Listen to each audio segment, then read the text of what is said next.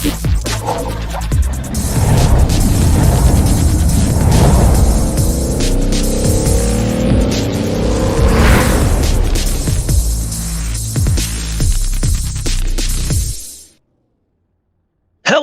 ladies and gentlemen. Welcome to the SARG Superspeedway series. It's race number 7 here at Talladega, and the regular season is slowly coming to an end. My name is Sam Dyer. With me is Tyler Riggs. And Tyler, we are now 2 races left in the regular season, counting this one here at Talladega, and we're starting to see drivers that are needing points and drivers that are just looking for good, solid races.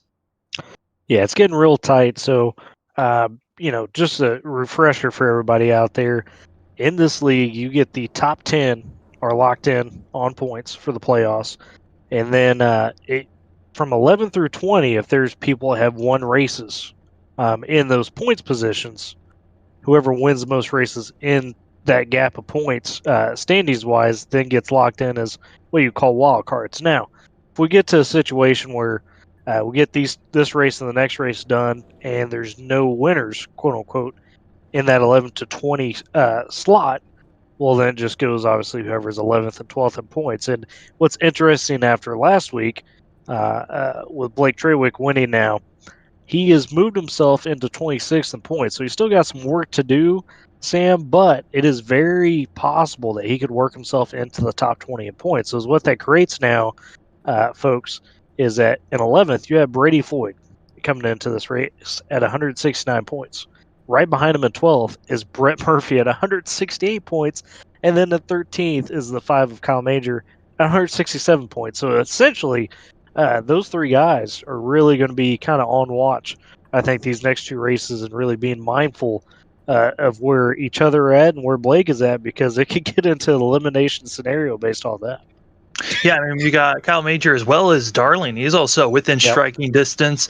So that is a lot of cars hunting for a good finish. But like you said, Blake Trawick winning last week at Daytona, and now giving a chance that if he finds himself with another top 10, top 5 finish, he could point his way into that top 20 and be that driver that pushes one of the drivers in 11th and 12th out of the playoff run. As drivers are starting to line up and grid up and get ready to go, we're going to do a quick rundown of what the grid looks like for these drivers. Alex Fox in the 27 machine getting the pole here with Lucas Cram on the outside. And it seems like it's been Lucas Cram up front somewhere, either first or second, all season long. Yeah, him and Fox definitely have been taking up that front row, it seems like, every race. But it hadn't quite panned out for him like they had always hoped. No, it really hasn't. Then we drop back to row number 2. We're going to find Brandon Hoff as well as Connor Horn in that 4th place position, and also drop back to the round of row number 3, where we've got Brady Floyd, also Ben McDonald. And Tyler, as we continue going through the rest of the grid, it's looking really good for a lot of these drivers that are up front, but we know that even if you qualify up front, that doesn't mean that's where you're going to be finishing.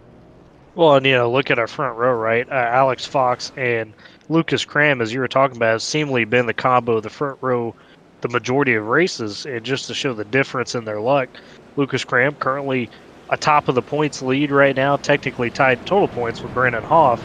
He's got the win over Hoff to kind of give him the tiebreaker. But Alex Fox, who has been up front to start these races just as much as Cram, he's back 18th in points and had just moved up from 28th. So because of a good finish last week. So it just goes to show that especially that front 5 or so does not guarantee that you're always going to be, in position at the end. That's what makes this series so unique, dealing with the super speedways and the unique points format in terms of making your playoff. It really adds a lot of extra drama and, makes guys play probably some more mind games than maybe they want to.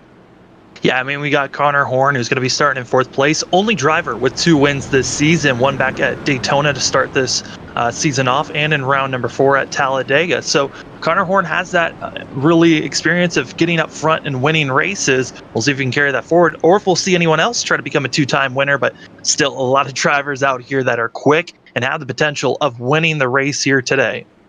Yeah, I'm looking at Alex Bell and Nick Olson. Those are a couple guys that have been really quick, but haven't quite found themselves with enough luck to get that win. So think there's definitely a good mix of, a few guys trying to get that second win, as you're mentioning, and also a lot of hungry guys, hoping to get that first win on the season to really kind of lock things up for them as we go into the home stretch here for getting ready for the playoffs. As we're seeing here from the blimp, I mean, the driver's going through 3 and 4 now, and getting set up for this trial start. And the first time we were at Talladega, Tyler, you talked about the fact that there's so much tension getting ready for these starts here at Talladega just because you have to wait until you're out of the trial. Yeah, it definitely builds that suspense. Connor Horn, of course, was a big winner at Talladega. We'll see if he could repeat here today, but as they get ready to roll, you can just see everybody start to slowly creep. Slowly creeping, slowly getting ready as green flag is about to be waved. Green flag out of the air in round number 7 here at Talladega for the SARG Superspeedway Series. Here for the Talladega 200, it has started, and Lucas Cramp saying he wants the lead with an early pass. Yeah, how about that push by Connor Horn on the start? Beautiful jump by him. We mentioned how, pretty much week in, week out, feel like probably he's one of the top 2, if not the best pusher here in the series when it comes to these speedways. And sure enough, got Lucas Cramp immediately to the lead pretty much before they got to turn 1. Don't look now. Here comes Alex Fox getting a huge push from the 9 machine now as they're heading into corner number 3. Yeah, Brandon Hoff, he likes to make things happen early in that 9 machine and generally likes to kind of do what Connor Horn does where, hey, I want to be up front in control if possible. Sure enough, gets Fox up to the lead. Now he's going to take control of that high side and look to get the lead himself.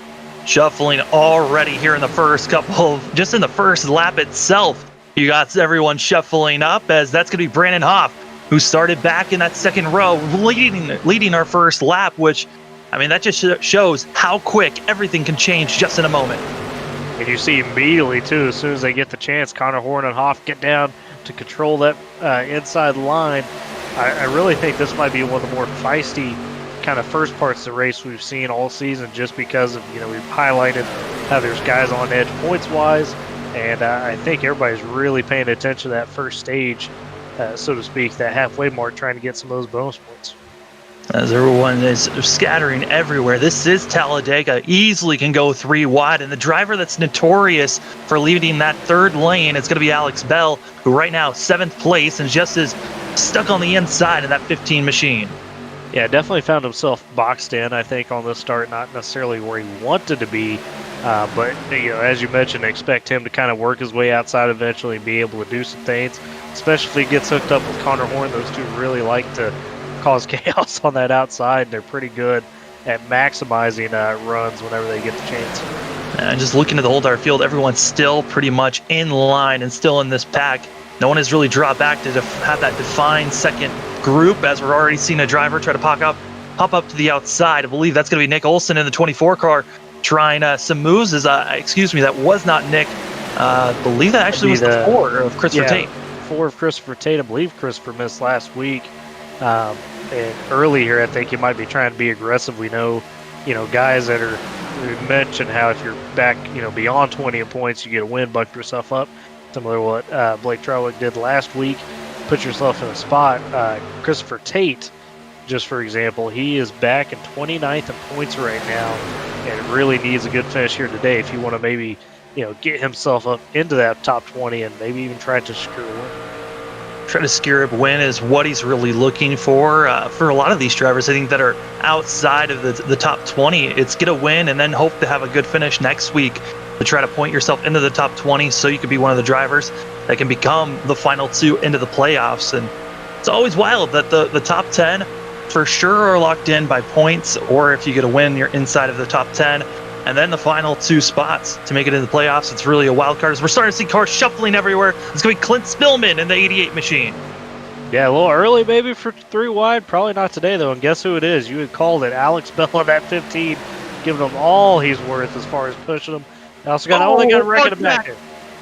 Car spinning around. That's going to be Newsom, as well as believe that is going to be Robbie Lyons, who also was the first car that got shoved out of the way. As the rest of the field continues going, with that wreck being off the racing surface, no yellow is thrown. Yeah, both guys got rolling. Newsom didn't really do as much of a spin. Lyons really had to kind of recover. That's tough for Lyons because he missed last week, had to miss last week. He's still sitting in the top 10 in points. He's at 7th right now. But, with a bad day here, he would instantly kind of fall himself back into that, horse nest, as we mentioned, of, the 4 or 5 drivers just outside that top 10. So definitely needs a good finish here today. And Derek Newsom has retired from the race already. Derek Newsom, a driver that was hoping for a better day, but already going to tow his car, see the damage, and say, hey, my day is done for the 50 machine, who was running in the top 10 for this first couple of laps. But after being involved there with Robbie Lyons and others, it is done. Yeah, Newsom sitting outside the top 20 points coming in today. Was definitely one of those guys that was hungry to get a good finish and probably try to get a win if possible to help himself there. So definitely a tough break. We'll see what he does. Still next week, you got a chance. And just like I stated, Alex Bell, third lane, looking for anyone to help out that 15 machine, and no one is there as he drops back to the high line, and now car's going to be deducting to the high side once they get by the 15 machine, not letting him be the leader. As up front, it's still Alex Fox and Lucas Cram side by side for the lead. But don't look now, there's a lot of hungry drivers behind him that we know can be quick. I mean, we've got Darling, who is notorious for being on the inside, just waiting and pushing cars up front and then making a move with the final 5 laps to go. He's now on the high side trying to lead that third lane. Guy to watch here in this first stage for sure is going to be, you mentioned Darling, but how about that 11 of Brett Murphy?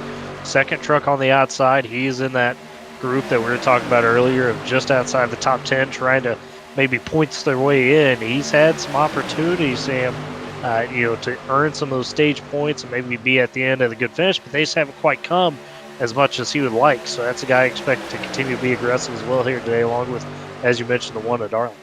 Yeah, man, it looks like our front drivers looking quick, but then on the high side, it's all the drivers that are outside looking in playoff-wise, and they're trying their best to either get a win or just get a top 5 finish here. But really, right now, all the drivers are racing for that stage point. At the end of lap 35, our competition caution for the end of the stage 1 will come out, as then the drivers will come in, get some new tires, get some fuel. But before we get there, these drivers still need to make a green flag pit stop if we stay green to that point. Yeah, and we've seen that a few times, how that's caused some issues. For the most part, they do a good job of keeping it clean, getting into the pits. But we have seen guys, up in that front pack at times really cost themselves with either speed penalties, or maybe they hit the cone, get an unsafe entry, or maybe they miss their box a bit. So it's really a mental battle on all levels to make sure that not only you're keeping yourself safe on track and putting yourself in a good spot to get those stage points, but you have to be able to focus in on hitting a perfect pit stop. As they're still fanned out 3 wide for about 4 rows deep. After about position number 8, that's when you start seeing them 3 by 3 by 3 and cars just shuffling everywhere. That was going to be Nick Olson, who ducked it down very quickly and actually grazed the apron before the entry of turn number 1. So a lot of cars all shifting up, but we're starting to see that group all the way in the back. And it's going to be starting up, I believe that's going to be Chris Sawyer, who's leading this second group that's almost outside of the draft. Yeah, just kind of, these are the guys that are taking the more cautious approach, right? Maybe saying, hey, I don't want to be up here in the chaos.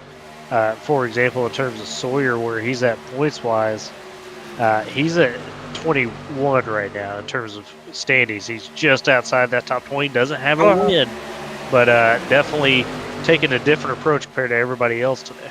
Someone started dropping back quick, looking to see who it was, and I believe it might have been Spillman, but a lot of cars just started dropping back quick. Actually, that was going to be Christopher Tate, who got stuck on the high side. It looks like he lost a lot of momentum, might have grazed the wall, as the whole entire third lane has just dissipated from the whole entire field. Yeah, it's kind of like amoeba back there, right? Whenever you get out of that third lane, Nick sideways, he makes contact with the 95. 95 goes spinning around at first caution of the day. Christopher Lewis right there in that 95 getting tagged. We're going to have to look at that. Not sure what happened with Nick. Not sure if he got contact initially, but we saw him wiggle, and that was a very bad spot to be in terms of right kind of in that first pack in the middle of it. Yeah, it looked like he was coming up to Nick Olson here as we see the replay. Came up to the 24 car and hit him at the wrong spot, got him out of shape, who then came down on him, and 95 went spinning around. The 2 car had nowhere to go, and then coming up, I believe clipping. Nope, the 1 car actually had to slide down the field, as we'll see from Darling's point of view what happened to him is he got a little bit out of shape here. and trying to get things straightened out. As we take another replay of what exactly happened here. As you saw, it was that initial contact that got everyone wiggled out up front with Olsen and Lewis. And then Darling just slammed on the brakes, and due to him slowing down so much, his car actually just started drifting on him coming down the field. Yeah, definitely a wreck that I think could have been a lot worse in terms of collecting trucks, considering where it was at in the pack. So for the most part, pretty good job by everybody to find a way to avoid that. You mentioned the two earlier, got a piece of it. We'll have to see how that affects him, but boy, just one of those where we talk about it all the time on these super speedways. One just not even horrible bump, just one little out of shape type of bump, and all of a sudden chaos ensues. That's going to be about 3 cars officially involved, as Darling really didn't make any contact with anyone as he was just sliding. But interesting to see, and a lot of cars coming into pit road now. As Tyler, this is kind of right outside the window when drivers can make it on pits. Yeah, I think this is for a lot of people, they're banking on the fact that they'll be able to stretch it, under caution in terms of saving some fuel and then being in the draft. I'm interested to see too who decides to come in and top it off. That's another strategy that you kind of use there, where you go another pace lap or so and you pit, at the latest possible time in terms of being able to just top it off. That could also play into, the hands of some of these guys, especially these guys that were trying to ride in the back already. They could really take advantage of that, put the pressure on those guys up front. Now, 2 cars did stay out. That's going to be Brady Floyd as well as Jeremy Jones, as both those drivers have not pitted yet this race. And I think they're going for the, cautions usually breed cautions. We might see an early one here soon. Yeah, and we've seen this kind of week by week where the feistiness, right, early on is really ramped up in terms of just guys getting a little bit more comfortable to, make some risky moves or what may have you in that first stage. So with so much on the line coming into this one, Sam, I'm really interested to see how the tone goes from here for the rest of this first stage. Yeah, I mean, I think everyone is interested to see how these last 2 regular season races are going to go before playoffs, because the intensity level is going to raise, and really the finishes of these races are going to be insane to see, because everyone's going to be scrapping for every position they can get. Oh, no doubt about it. And we're already seeing some, that pit strategy you see sometimes with Jeremy Jones and Brady Floyd taking over track position as opposed to trying to maybe make it work fuel wise. That'll be something to kind of monitor. It looks like Floyd definitely stayed out, and it looks like, well, actually for Floyd, Sam, watching it back, he may have got it looked like he was actually trying to come into pit road, and he got spun off in terms of he was trying to come to pit road and then just actually locked it up. Okay, I see. So he tried to do the old fakeroo, right? Like he was going in with the pack, trying to tease him a bit in terms of actually going in, but he ducked out the last minute, locked it up though, and spun. And that's, I think, why he's getting that EOL there, because of that infraction. So that means Jeremy Jones is going to be the lone guy up here. And a lot of drivers understanding, hey, this is going to be really close coming to the end of this run and into the end of the stage. If we stay green, a lot of drivers coming into the pits and getting out. We'll actually take a quick look and see exactly what you were talking about with that little bit of a scare trying to come into the pits, and ultimately did not come in the first time around for Floyd there. But yeah, I mean, it's interesting to see. I mean, this is 13 laps out of 75. We're going to the end of lap 35 when that stage comes out. As this is the fakeroo you were talking about coming into the pits the first time around for all these drivers, and the 20 car tries to get in there, tries to fake, and goes around spinning, luckily away from everyone else, and didn't hit the wall. I think that was the biggest thing for the 20 machine there. Yeah, especially when you jackknife it late like that, right towards the wall. You're like, oh boy, I have severely messed up. But he did a good job keeping it off. Really big time damage there, especially that front. Obviously, super speedway, that's the biggest area you don't want to hit anybody in, is that radiator, that grill area. So good job in that sense for him to avoid that. But the fakeroo was kind of interesting. Just we talked about the mind games, right, with guys on points and things like that. And sometimes you can get yourself on those mind games. Certainly you can, and we saw it there. Tyler, due to the fact that when we go green, it's looking like it's going to be 22 laps until we get to our finishing marker of stage 1. Do you think some of these drivers can make it there, or do you think someone's going to have to pit before? I think it'll be tight. I do think there's going to be some guys that figure out how to make it.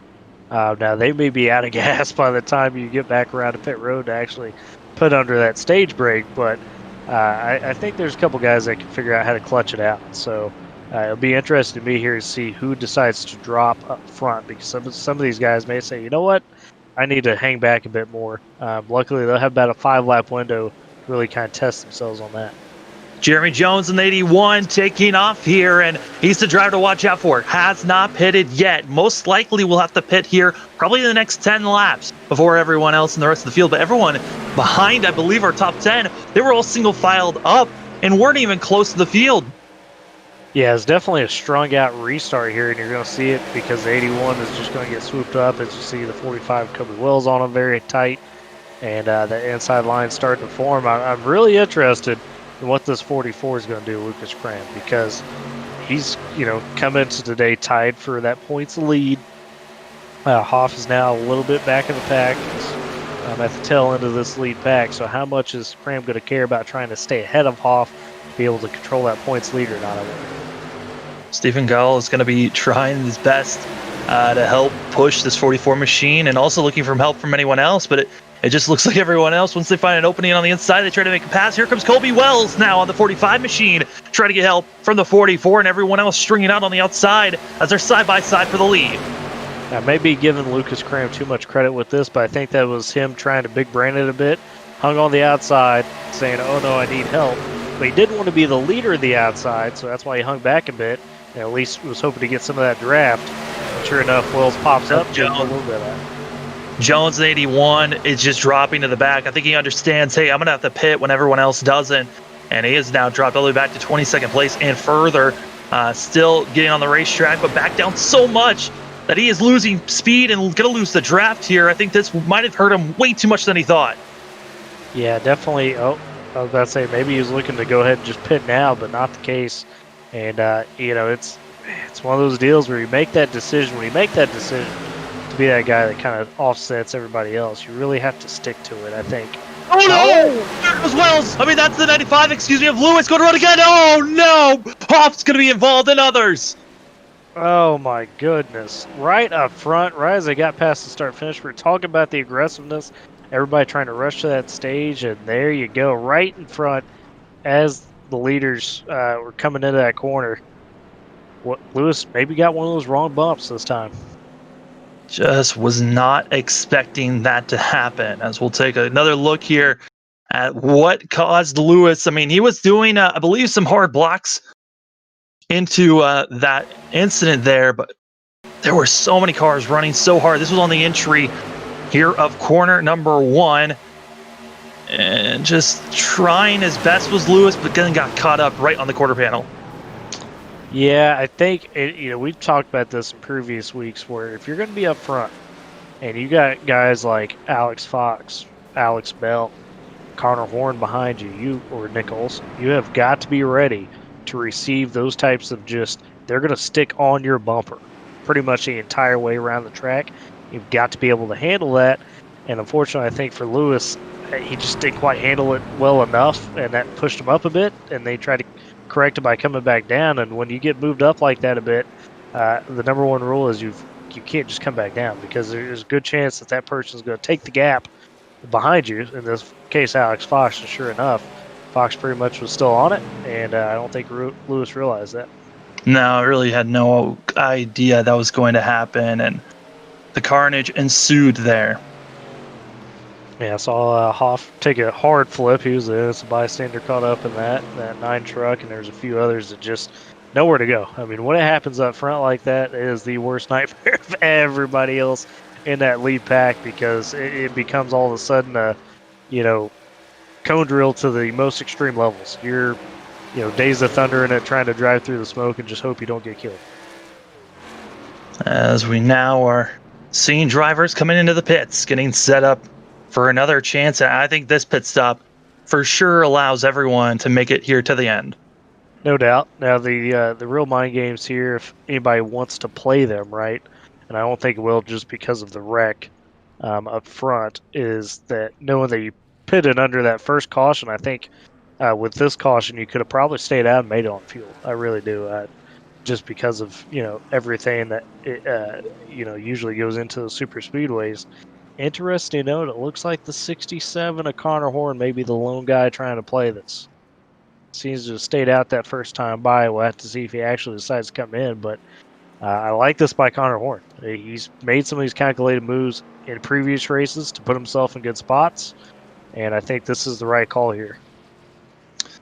Connor Horn going to be staying out. And yeah, I mean, this is a good move to be staying out. Pace laps helps you a ton here, and it's going to be a short run for these drivers up front. Connor Horn, Alex Fox, and Alex Bell, top three. Clint Spillman, Gingrich, as well as Clark is going to be your top six. So interested to see how these drivers are going to react. I mean, especially with us coming to stage points, the aggression level, of course, is going to raise for the drivers that are looking for points and needing points. And I think that's exactly why we are seeing the 56 of Blake Trawick, who won last week and is trying to get another solid finish for this 56 machine to get himself inside of the top 20 in points so his win counts to get him into the playoffs. Yeah, he'd been taking kind of a cautious approach at the start of this race, hanging back. We noticed he was in that second pack. Maybe he feels like after that big wreck up front, now's the time with some of those guys cleared out, if you will, that he could get up there and be aggressive for the stage. It comes down to just, really a lot of your comfortability a lot of times of what you want to do at these super speedways, either running in the back or running up front. Another guy that'll be interesting to watch, I think, is that 88 of Clint Spillman. We talked about guys trying to get themselves over the bubble or kind of make sure they stay ahead of that bubble. He is currently ninth in points. He's about 6 points up on Brady Floyd coming into this race. Floyd was 11th coming in, so Clint, I think, realizing, hey, I could get an opportunity right here to maybe extend my points a little bit and kind of put a nice cushion between me and falling out of that top 10 going into the final week next week. Also, drivers that were involved in that last incident are going to be starting in the back. I mean, Robbie Lyons, we saw him have his incident a couple of laps ago. Also looked like he was involved in this last accident. He is someone that is needing to continue to have solid days here, as he's up front in the top 6 of points. So still, I mean, he's in the middle of our top 10 in points, but still, I mean, it's so close between where he's at as well as where the marker is to be knocked out of the top 10. Another guy to kind of keep an eye on how it goes the rest of this race for him is at 5, Kyle Major. He's 2 laps down right now. Was caught up, I believe, in both of these. Was caught up heavy in this wreck, but for whatever reason, maybe had to tow or whatnot to get himself back to pit road. So because of that, him being 2 laps down, now he's going to have to really fight to get himself back in a spot to make sure he doesn't lose too much ground trying to get into that top 10. Also, another driver that's right at the 20th position that with a win would have put him into our top for that wild card spot in points. That's going to be Mitchell Muma, who is right now running in 29th place and is still trying to get repairs done on that machine as our front runners, lights are off, getting ready to go green this time by. Yeah, and that's really the heartbreak there for some of those guys, just, knowing they're in that top 20, they're trying to get the win. We've seen a few of these guys, we've spoke about them, guys like Fox and whatnot that have come close at the end, but haven't capitalized. So that kind of looms on them, especially in these last couple of weeks. And Connor Horn, Alex Fox, like we said, leading the front row here as we start to get ready. These drivers are racing to the end of lap 35, and that will be the end of stage 1 for this race. And then they'll be racing to the end of the lap 75 to get the end of this race after that. Tyler, it's been an interesting race so far. 2 cautions here before you even got to the end of stage 1. I mean, based off what we've been seeing, the aggression level is extremely high, and drivers are willing to block and really not give any room. Well, I think it's really, you're going to see guys just lay into each other in terms of on the bumpers more than we've seen in previous weeks where there's not going to be as much give as you're talking about, where if a guy's pushing somebody, he's just going to expect that guy could hold on. If a wreck happens, he's going to say, hey, man, he didn't hold on to it. Green flag out in the air. Connor Horn going to be getting on the inside line and getting a huge shove by the 15 of Alex Bell. Bell, we've seen going up front onto that high side, either the second row or the third row, trying to make as many moves as possible, but our top four just shoving each other away from the field. A little bit of tandem drafting going on here, right? I mean, this is old school. They'll get kind of connected back here, but I think Connor Horn's feeling pretty good about the spot he's in, knowing he's got his buddy Alex Bell pushing him hard here. Also got to think of Quinn Gingrich and that 48 machine looking quick, trying to make some moves on the inside, and then also on the outside you've got you've got Clark up there, and a lot of other hungry drivers that are going to be trying to make moves now. Now the rest of the field is caught up to our top four. Mentioned Jordan Clark in that 71. He's 32nd in points coming into this race. Hasn't got to race as much. Oh, and then the 27 of Fox gets turned. Fox goes on the inside. More cars are scattering behind him as Fox drops all the way back to 27th place, finally getting going. And this is the last car on the lead lap as they're up front. Clint Spillman leading the way as Connor Horn on the inside, and also you got Clark on the outside. Thinking about making a move here on Spillman. But I think they're also just trying to shove each other so they can finally move down. Well, and you saw it right there, folks. There is not going to be as much give. Fox cleared himself. He wasn't quite clear. Connor Horn, I think, rightfully in this situation said, hey, I'm just going to stay in it. The guy goes across my bumper. It is what it is. Brandon Hoff hard into the outside wall, now drifting back. I believe, oh no, that's actually going to be the four that got into the wall there of Christopher Tate, who is back on track, but at the moment, 2 laps down. Yeah, he's trying to put himself in a good spot to, maybe take advantage of if there's another wreck. He could get that lap back, but it gets tough up there because guys don't respect you as much when you're trying to race up there laps down. Yeah, I think what's throwing me off is the fact that we're used to seeing the yellow and black schemes being the guys, and Tate was running the monster for the first half of the season, and now it's switched up his schemes, and a lot of drivers so far this season switching it up. Yeah, you mentioned Hoff, usually in that grid scheme. Now he's in the pink and black, if you will, so definitely, you know how it goes. Guys like to bust out some of their schemes sometimes. Some guys will have a scheme for every race. Some guys just maybe have that single scheme the entire season. So, I mean, Kobe Wells right now, he's going to be trying to push and stay up front after getting a shove by Connor Horn. And I always go back. I believe that was back for the third race of the season. Next season, that was the second race of the season where Kobe Wells started on pit road and he did an early caution, got it, and then actually finished up in the top 10, I believe, to finish out that race. So it's always a treat to see drivers that might have struggled earlier in the season and right now, coming to the end of the regular season, having some strong runs and trying to make a push for the playoffs.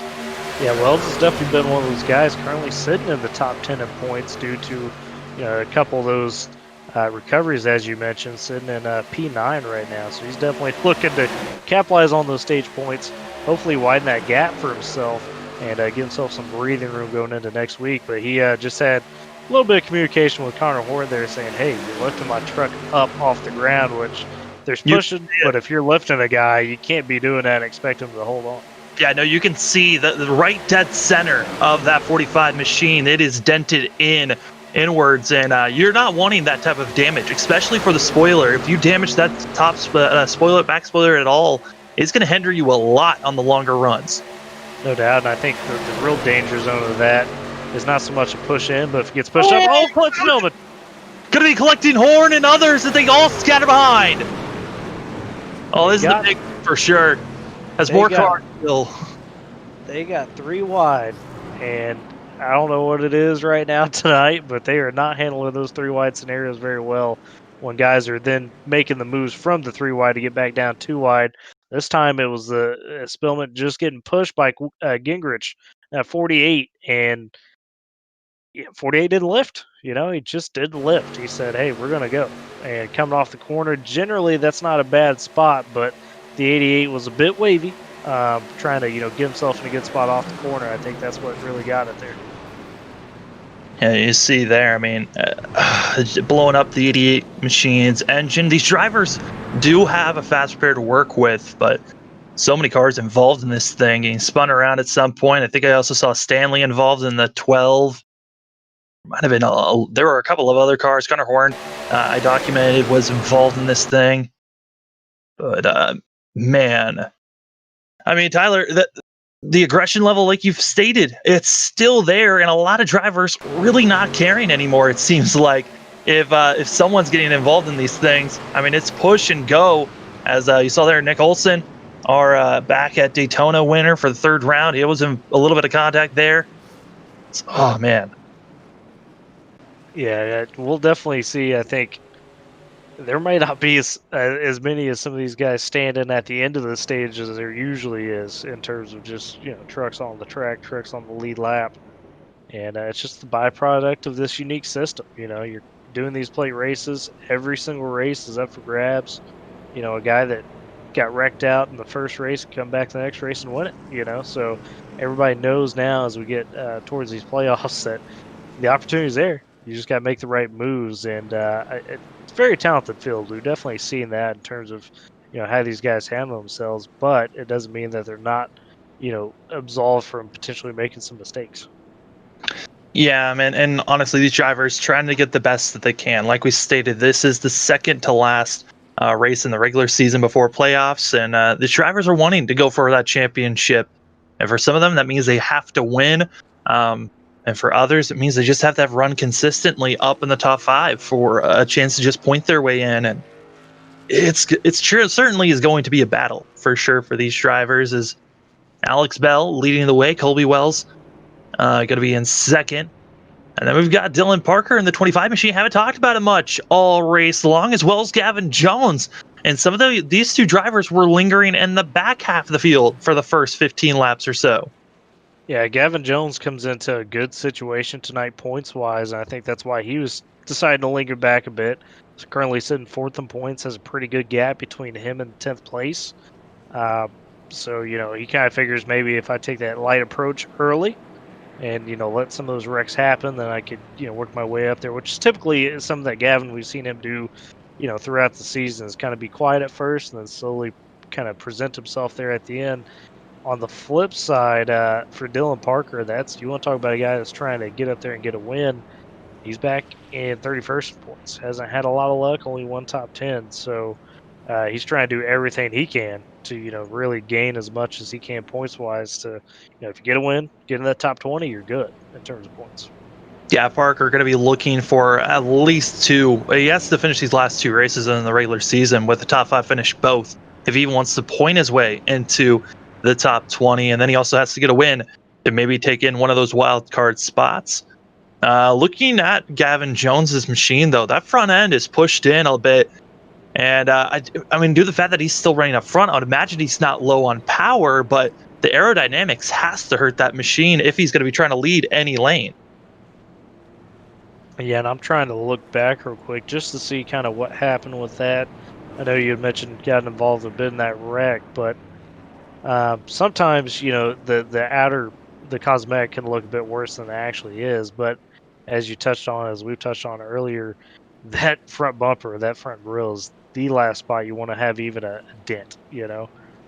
Typically that's a sign of you're down on horsepower, and it's going to be tough. So definitely an interesting move by him to stay out and maybe not get that checked as much. Back here at the wreck. A couple of other drivers coming into the pits to get there a little bit more damage repair, it looks like. That's going to be the 42 of Chris Sawyer, as well as Derek Stanley, who was involved in that last wreck.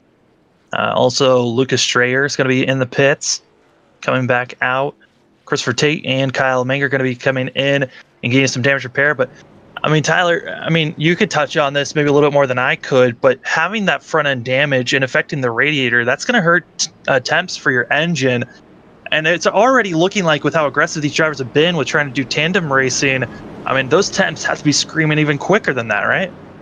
Well, and is what it really creates, more so than anything, especially in these trucks, is you have got to pay attention a lot more to when you're sucked up to somebody. You may still have horsepower with that bent up, front, but your temps go way quicker when you're sucked up than what it was if you were a clean truck, so to speak. So that's an adjustment that he will have to make, Gavin Jones, if he still got that full power. I looked at the replay again. He definitely took a good shot on that front end through the wreck. Spillman was he was the one that kind of plugged into Spillman as Spillman got loose there. So we may see a situation here where that outside line gets stacked up quick behind Bell simply because of uh, Gavin's damage. So it could create some of that chaos on the restart here.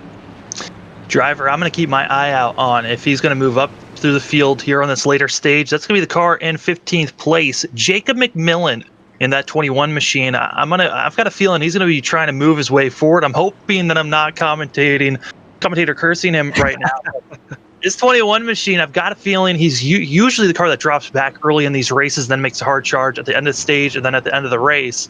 And I'm expecting to see him try to make this similar move. And this time he's hoping it will stick, as last couple of races he's done this strategy, hasn't worked out the best.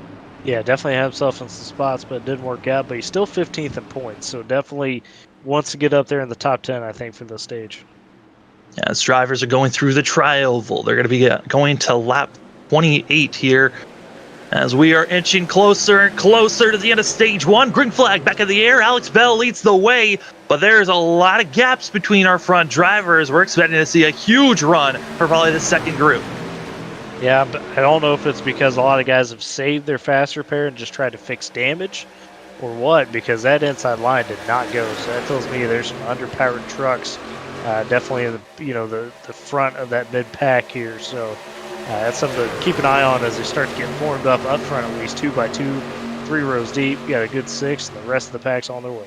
It's 8 laps to go in this stage, and the driver's going to be hunting and hounding to be in the top 10 in positionings if you want to get any stage points. Alex Bell leading the way on the inside. Going to have Kobe Wells, Brandon Hoff, as well as Gavin Jones and Jordan Clark.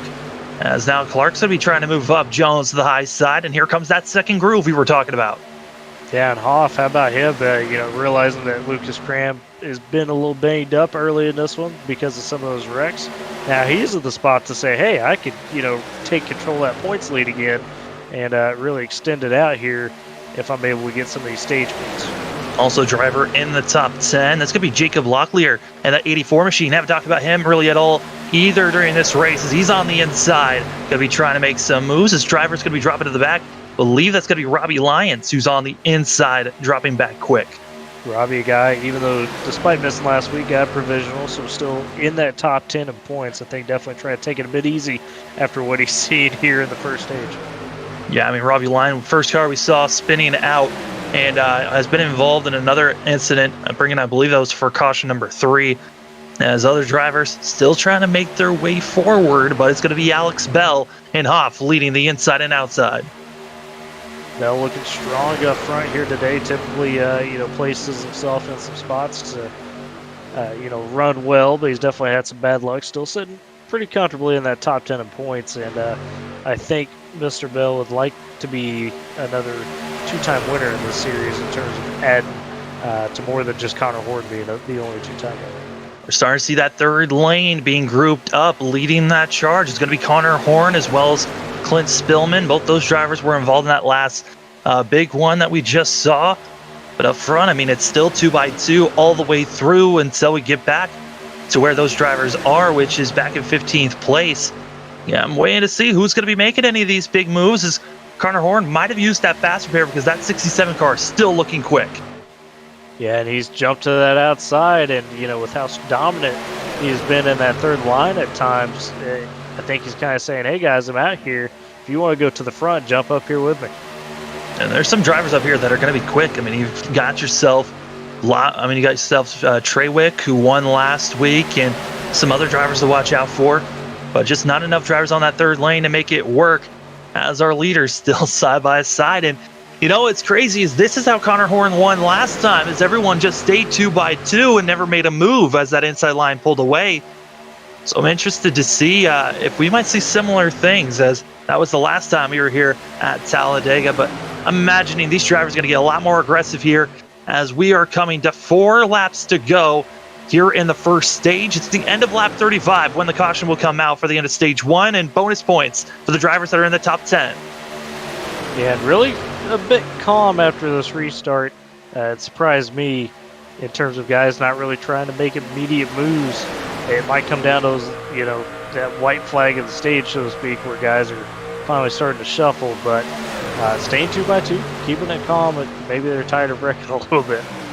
I would imagine they're a little bit tired of wrecking all over the place, and some of these drivers that are up front, they were involved in those wrecks. They've already used their fast repairs, so they cannot get too aggressive here, as we haven't even gotten to the halfway marker, and that's what these drivers are aiming for, as we're looking to see who will make that move forward. And really what we've seen in the early stages is that, and honestly throughout the whole entire season, is that second car on the inside lane, if he's got an opening coming out of the corners, really with a lot of momentum, can make a pass on our leaders.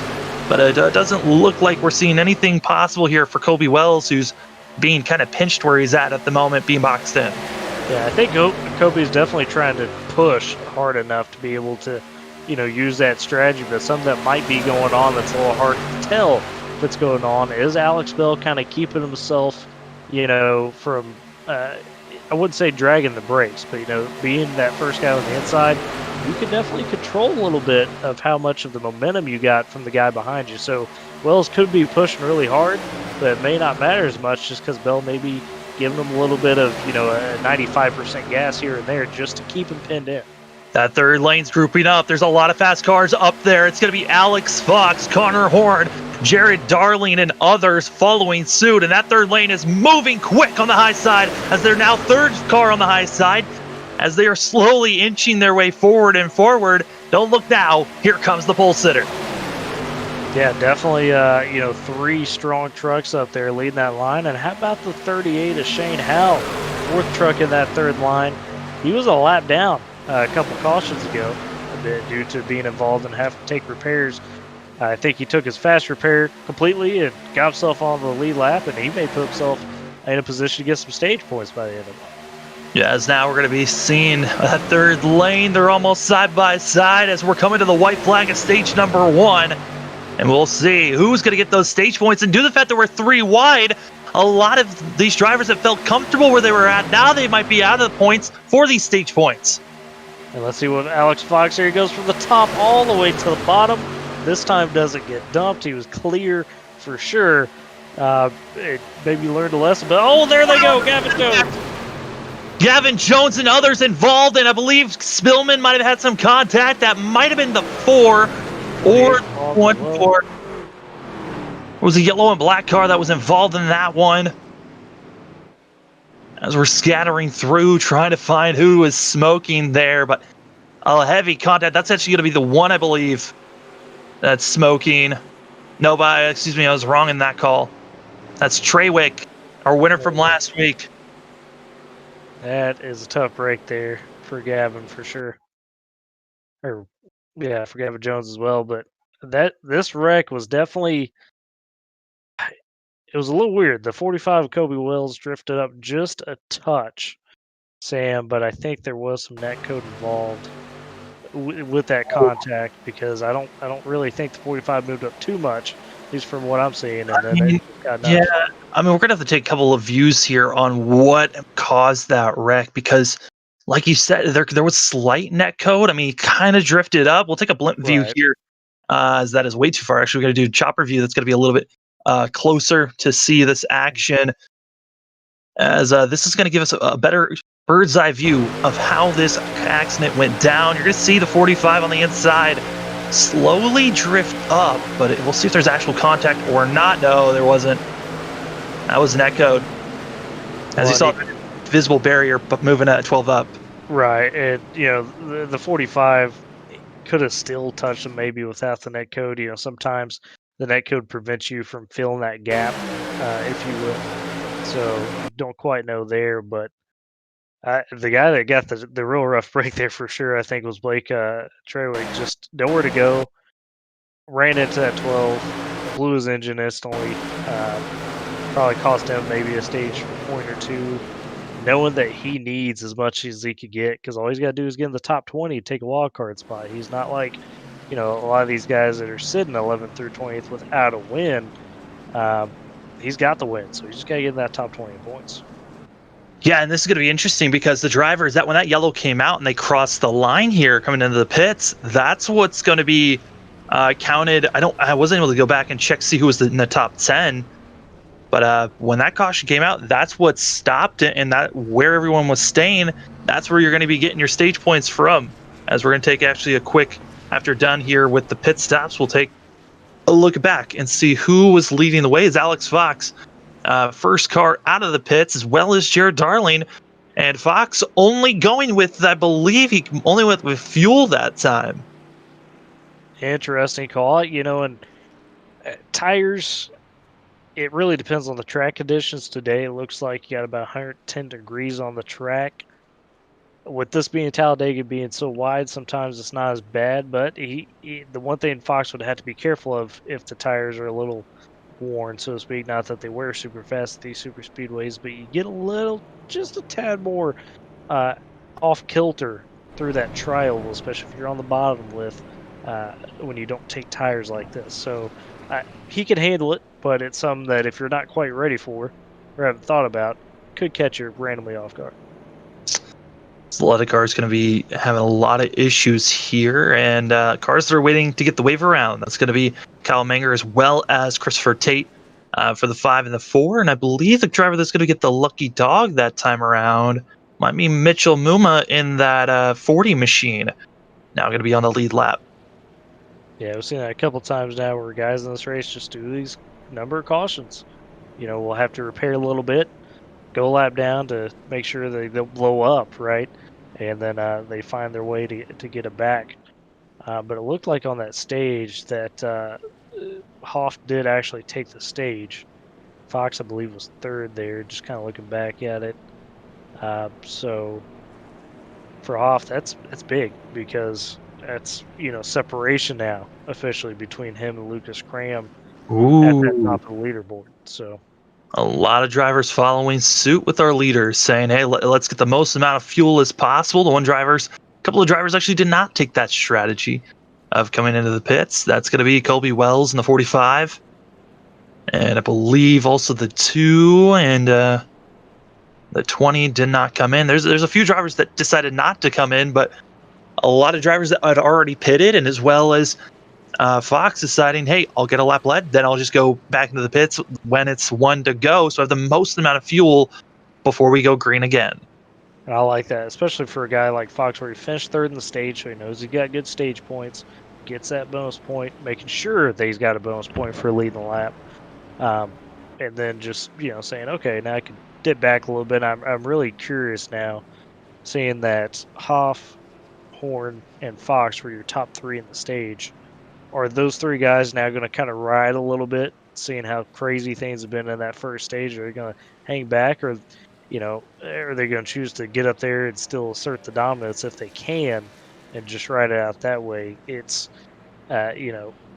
especially for Fox, where he's now in the top 20 in points, has had a chance at wins, hasn't quite gotten it yet, but now he's, put himself in a viable spot to where he may not even need the win. He can point his way in within these next 2 weeks. So the mind games we talked about at the top of the broadcast, you're trying to, it's like playing Texas Hold'em a little bit, right? I mean, yeah, you're at these super speedways, really at any time you say, all right, I want to get to the front, or hey, I want to hang back. What is everybody else going to do? And you factor in all the points and everything. It's interesting to see who's got the poker face and who doesn't. I mean, you're really seeing the different strategies come out with the drivers that come in with 1 to go, getting themselves packed full of fuel and back out there. I'm expecting Fox to try to get up front as quick as possible. Same with Spillman and Hoff and Alex Bell. Those drivers have been just trying to get up front as quick as possible, and they're right outside. They're inside the top 10 for some, a little bit outside the top 10, still in striking distance as the pace truck getting ready to pull off, and you see everyone really not sure where they're supposed to be, it looks like, from about 6th on back. They're all in a single file line. Yeah, it might be due to some of them pitting late. They have to be behind the lucky dog car, so that might be why you're seeing so many trucks on the inside line, just because everybody coming back down, topping off. That definitely affected that. Yeah, this is going to be Colby Wells as well as the two of Dagger going to be leading the way, and Wells getting a fantastic start, but it looks like he might be too far away as there's Brady Floyd, who we saw spinning on our first time coming into the pits on entry, and still able to be running, and now up in the top 5, running in second place as everyone's kind of scattering around with our top 7. Dagger and Olsen getting hooked up, making sure they get together as grit teammates here, or grit trucks together. So that would be an interesting pair to see if they make moves early. You see a little bit further back, Clint Spillman. He's making a charge with Brett Murphy in that third line, just them two going at it, trying to use the Connor Horn, Alex Bell strategy. They honestly just got hooked up and never looked back as they were able to use the momentum from the draft and just carry that momentum forward as they continue to stay on that outside with the pass for the lead, side by side between the 45 and the 20. Brady Floyd trying to give himself some points. Oh, he's going to be put in the sucker hole. Nick Olsen decided to take it 3-wide. Nick Olsen threw himself in front of the moving drivers and everyone else scattering where they're going to be. As up front, it's going to be Brett Murphy, Nick Olsen, Colby Wells now going to be stuck on the inside lane, and then you got Hoff on the outside looking for some help from Alex Bell. As here comes more machines grouping up as all those drivers that were in line, now they're going to be 2-3 wide, scattered from the top lane to the bottom. Oh boy, you called it with Hoff and Bell. Sure enough, despite being a bit further back in the pack on the restart, they said, hey, let's go. Get to that third line, work together, and push themselves to the front. And Brett Murphy now up in that lead in the 11. We talked about he was outside looking in points-wise coming in to this race just barely. If he gets a big win here today, he could really give himself a good cushion. Yeah, coming into this, Brett Murphy was actually 12th in points. So he was the car that was going to get bumped out if he does not get a win here. He needs to get a win, make sure he gets some solid points, so maybe he'll be inside of the top 10. They won't have to worry about that wild card spots as they're still 3 wide again here, Tyler. What we have seen so far, they could stay 3 wide for about 4 laps, and then they might start a little bit shaking all around. I mean, I'm seeing the shaking now. I don't know if they're going to survive 2 wide at some of these points. Guys are definitely a little bit more antsy to I think is what it is. Guys are trying to peak more. You know, they're kind of moving out a little bit, saying, oh, can I jump up here? Can I move down here? And that's why you're seeing a lot more of this aggression and waviness, especially in the mid part of this first pack. As we're on the tail, as we're looking here at the quarter panel of Nick Olsen and just everyone scattering around. I mean, 3 wide action, and he's just getting swamped at this point. Nowhere to really go except for hold your line and hope that your lane is the one that's moving the fastest. As here comes Brady Floyd, and on the outside, that's going to be Connor Horn, try to get some help. That's actually going to be Alex Fox on that third lane, trying to get help from Bell, and now it looks like that third lane is going to just dissipate, and now we're back to 2 wide action again. Yeah, it's a sign that Fox maybe has a bit too much of a banged-up truck right now for anybody to really push him. Typically, Alex Bell is good to push that third line as long as he's confident with the guy up there, deciding, Fox maybe not the guy right now. Yeah, so now we're going to be seeing ourselves Brady Floyd leading the charge on the inside. He's got Nick Olsen that's not afraid to move around and try to make some passes here. But I'm looking back at some drivers that are lingering in the back right now. Connor Horn and Daly both have dropped back, as well as Hoff. That's surprising to see, but all of them are kind of still hooked up to this lead pack. They just haven't decided to make the charge forward just yet. Well, we know Horn and Darling probably maybe have already. We know Horn's definitely probably burnt that fast repair. Maybe Darling too. Hoff, we know he burned it because he flipped earlier. So all 3 of those guys, knowing they're pretty solid in points, or at least outside looking at the worst in Darling's case, not one to risk it here. Especially in the mid part of the race, crucial stage. You might get another. You're going to possibly have a green flag stop. It's really tough to judge what to do. As we're starting to see drivers that that can be strong up front deciding to drop back. Nick Olsen, another one of those cars that decides to drop back, and now you find yourself with Floyd and Murphy on the inside. Colby Wells and Parker now down leading that second group, trying to make a charge forward, and they've got a lot of speed, and they are trying to move up front as quick as possible and clear both of our leaders so then they can both come down. Just looking as, Kyle Dagger, we saw being a lap down. That 2 machine, someone to watch out for, that stuck on the third lane on the third car on the inside, but still has an opportunity once we start to see everyone else kind of shaking it up. Well, on Dagger, just to highlight the points even more here, he's 16th coming into this one. Just got passed by Jake McMillan because of last race. he's got some work to do to himself if he wants to point into that top 10. So he's thinking, hey, I'm already in the top 20. If I just sneak a win here, all of a sudden, those guys that are in that 11 through 20 position, if they win today, it definitely creates a situation where they could go into next week, not have a good finish, and they're not sweating it. And you saw right there, the 44, Lucas Cram, as well as Alex Fox on the high side, just waiting and lingering till it's their time to start moving forward.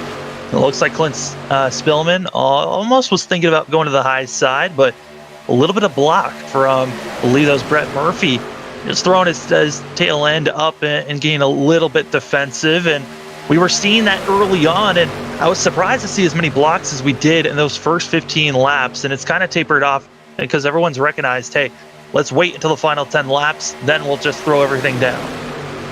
Yeah, you can definitely tell from the end of that first stage and on through the start here in the back half of the race, it's definitely calmed down a bit in the tone of guys, not caring about going 3 wide or maybe not sticking their nose in some weird spots, right? It's definitely a lot more measured when people are making moves right now.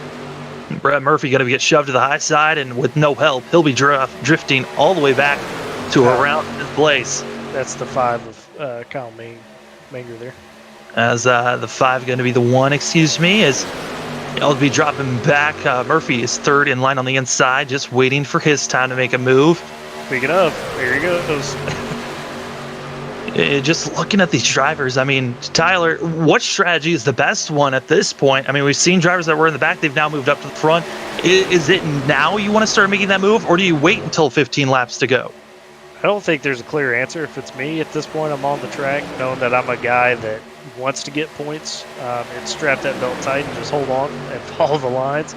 If I'm a guy that's inside the top 10 with, a comfortable little cushion, I'm probably just hanging back at this point like an Alex Bell is doing and just saying, I'll get ready to avoid wrecks if I need to. So I think it really depends on where you're at points-wise. I think you're definitely seeing the culmination of all these guys that haven't won or are on the outside looking in being really hungry right now.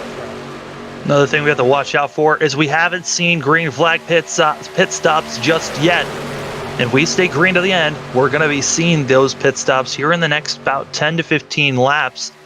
And that's going to be shaking some things up. Like you said earlier, pit stops is when a lot of shuffling has happened and a lot of drivers have actually wrecked out just because of green flag pit stops. Yeah, wrecked out or just completely, not necessarily wrecked out, but had that big penalty or something like that.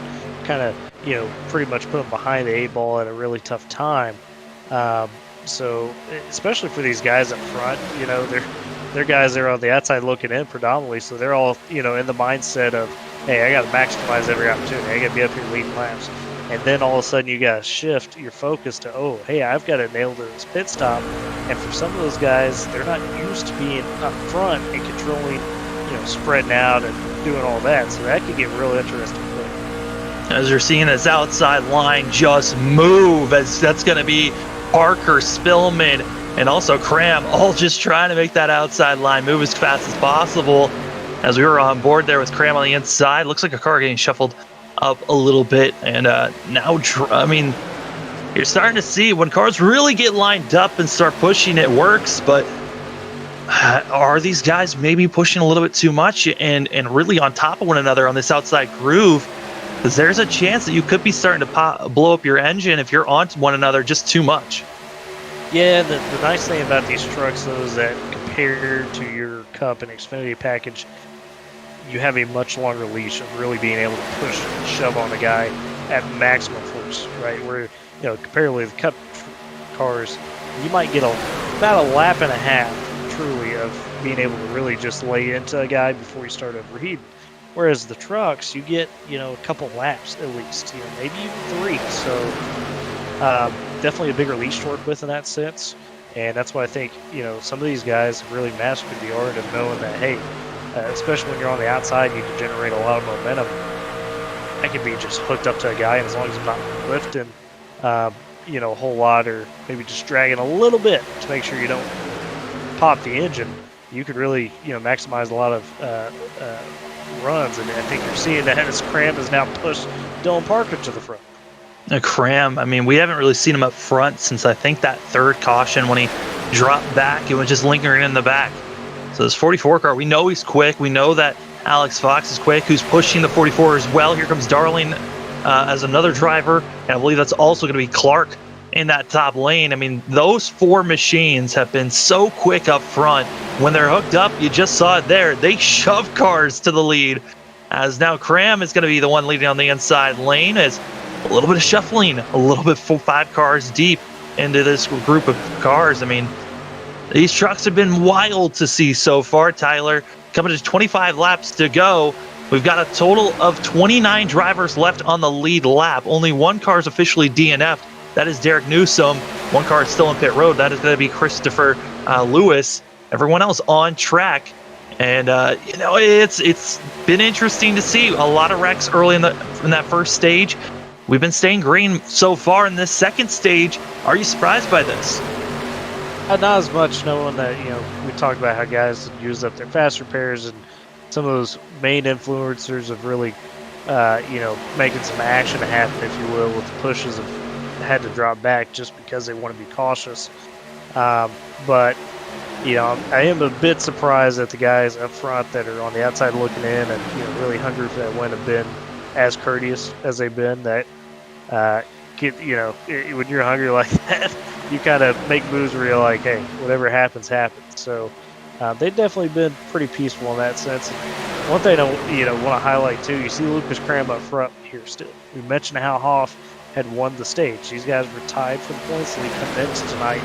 Notice how much different they're playing the second half of the race. Hoff won the stage. Cram was not in the top 10 because of the wrecks he had to, you know, try to come back from. So you see, because of that, Cram's going, oh no, I've got to make up points now, right? So he's being a lot more aggressive and really trying to control his destiny and kind of take it, whereas Hoff at this point is just kind of more laid back. He knows he got, you know, some stage points to fall back on if things don't work out. Yeah, also we're starting to see a lot of cars starting to single file out like we were getting prepared for pit stops. It seems a little early for drivers to be setting up like this, but pit stops are coming. I mean, for a lot of these drivers, and Kyle Menger in that 5 machine, we were seeing him up front being one of the cars in our top 5 there. When then we saw him go to the high side, drift back. He is now officially 2 laps down. I don't know what exactly happened to him, but it looks like he might have gotten the wall when he was drifting back. Just, oh boy, that was almost a ball. Alex Bell back there in the top line, sorry.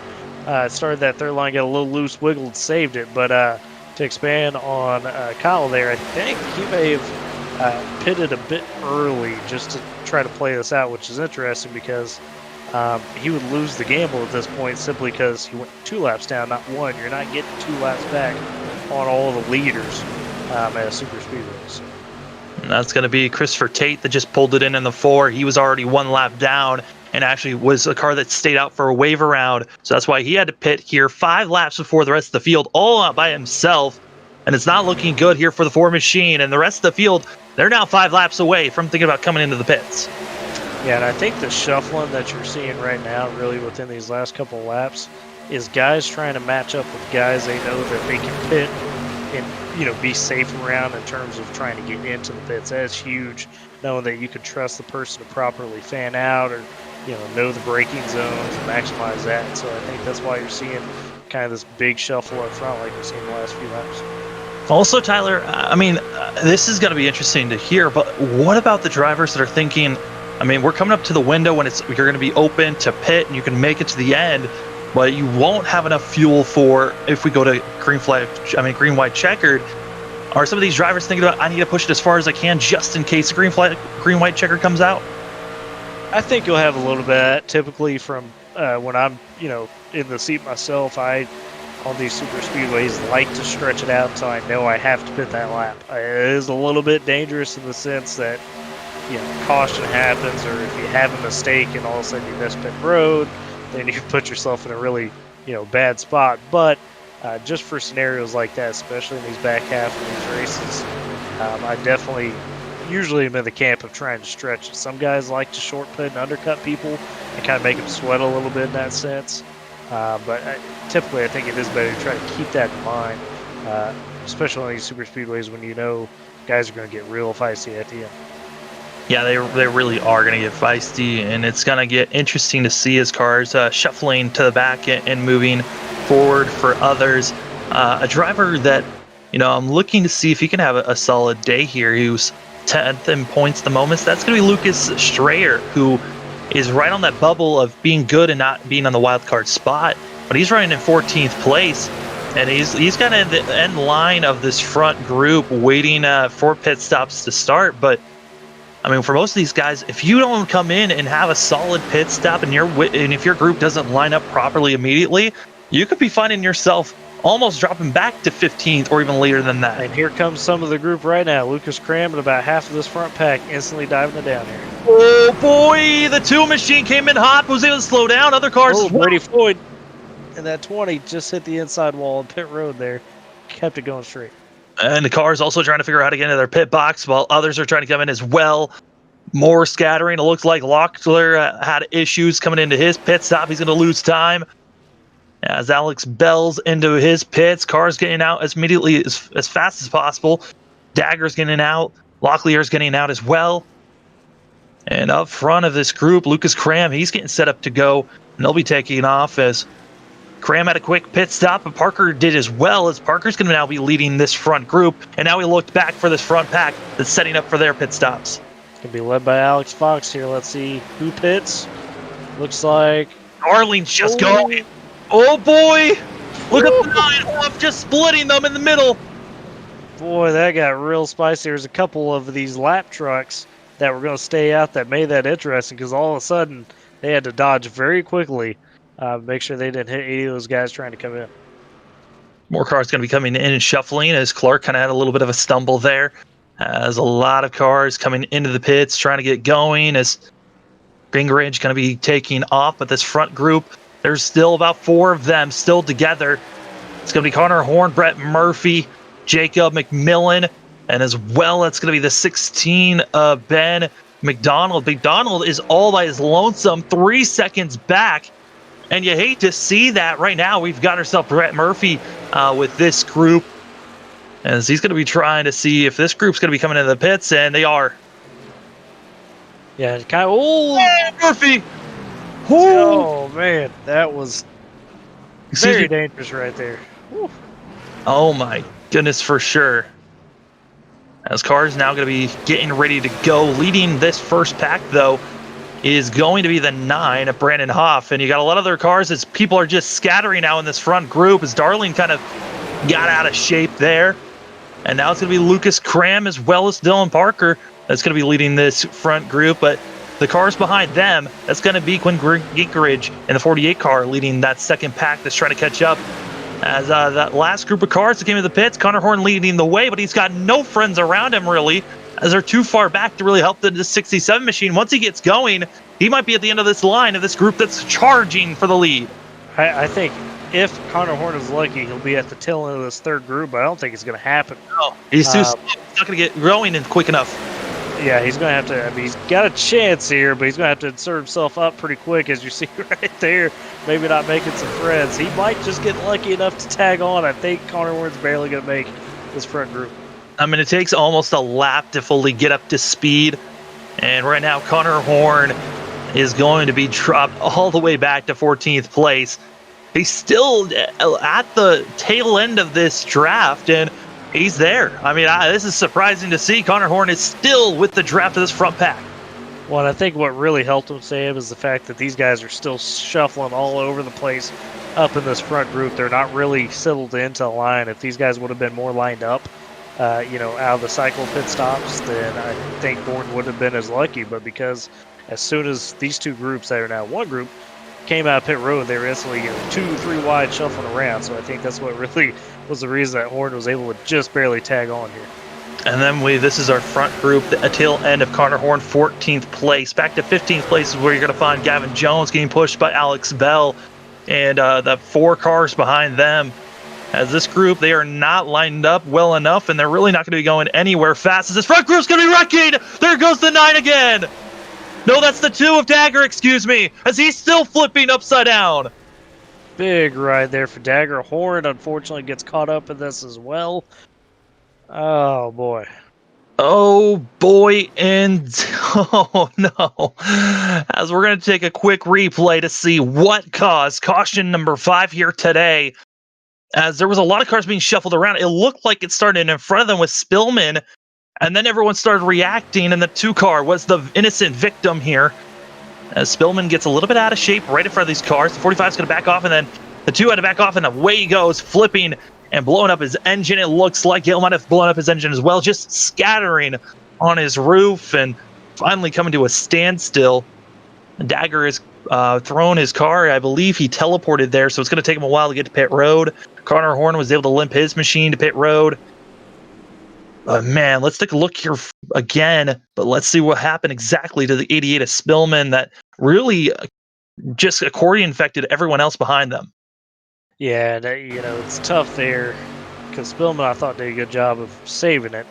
And then that accordion effect takes place so quick. Stephen Gale in that 52, he didn't really necessarily, just full throttle it through Kyle Dagger, but he just didn't have enough time to check up enough. And Dagger just got thrown, as you mentioned, and got Horn, got Gale as well in that 52 on the back end of it. So it's just, we talked about the one simple little mistake. It happens, and sometimes you can't do anything about it. As you see there, Spillman get out of shape, and yeah, I mean, Gale had nowhere to go. Then he gets clipped by Connor Horn, and I mean, Dagger's flip, once he hit Gale for the second time after he was already flipping, that just launched him even further. As drivers now come into the pits, making sure they are packed full of fuel for some, and others deciding it's better to have track position up front. Yeah, I'd be taking the track position myself. I think the guys that are pitting there are probably making sure they've got all their damage repaired. You mentioned fueling up.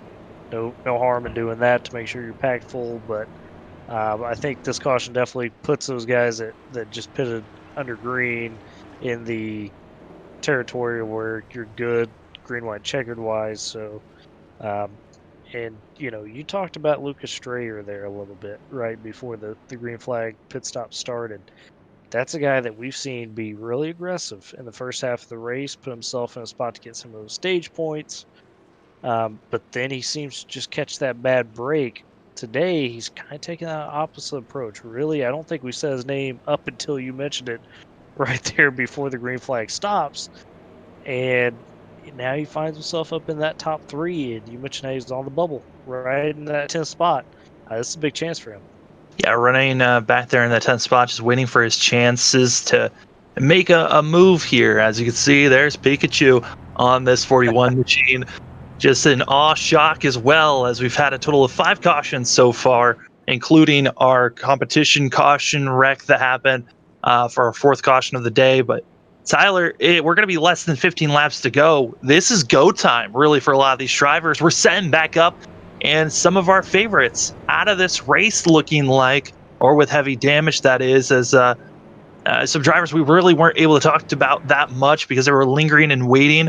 The 38 machine of Sean Howell is going to be in the pits trying to get repairs done for that 38 machine, who's just been really an innocent victim of, I believe, 2 cautions so far. Yeah, Sean had worked his way back from being a lap down early on and got himself up, competing for stage points right there at the end, and then got swept up in that wreck. And that's how Superspeedway racing is sometimes. Sometimes you're the bug on the windshield, right? You just get swept up. Didn't really mean any harm, and, it happens. So that's where some of these guys have really done well to fight through and, make sure when they've had those moments, it's mitigated and they're able to recover. And as we mentioned, kind of all night and throughout the point standings, where you've got plenty of examples where it's been really tough to do that. So definitely interested to see if we maybe get another Treywick situation where somebody just comes out of nowhere in left field here in the back half of this. Well, speaking of Treywick, he's going to be starting back in 12th place for that 56 machine, a car that, though, has found himself in the top 10. That's going to be Robbie Lyons, who we saw spinning out on lap number 2, I believe, then was involved in our first caution of the day, finds himself slowly working his way forward. This 97 machine now in 11th place, I believe, just waiting and lingering to try to get himself in the top 10. A solid day for this 97 that's been just trying to rebound from the start. Yeah, he's definitely been fighting an uphill battle, and there's been times where he's could have probably pushed it a bit harder, right? But he decided to drop back at those times. So you've got some of those guys up here. Jeremy Jones in that 81. We haven't seen a lot of him in the top 10. All of a sudden, he's up here. How many of these guys, as you mentioned, believe now's the time to punch him? You know, that'll be the big factor, and might decide if we have another caution or two.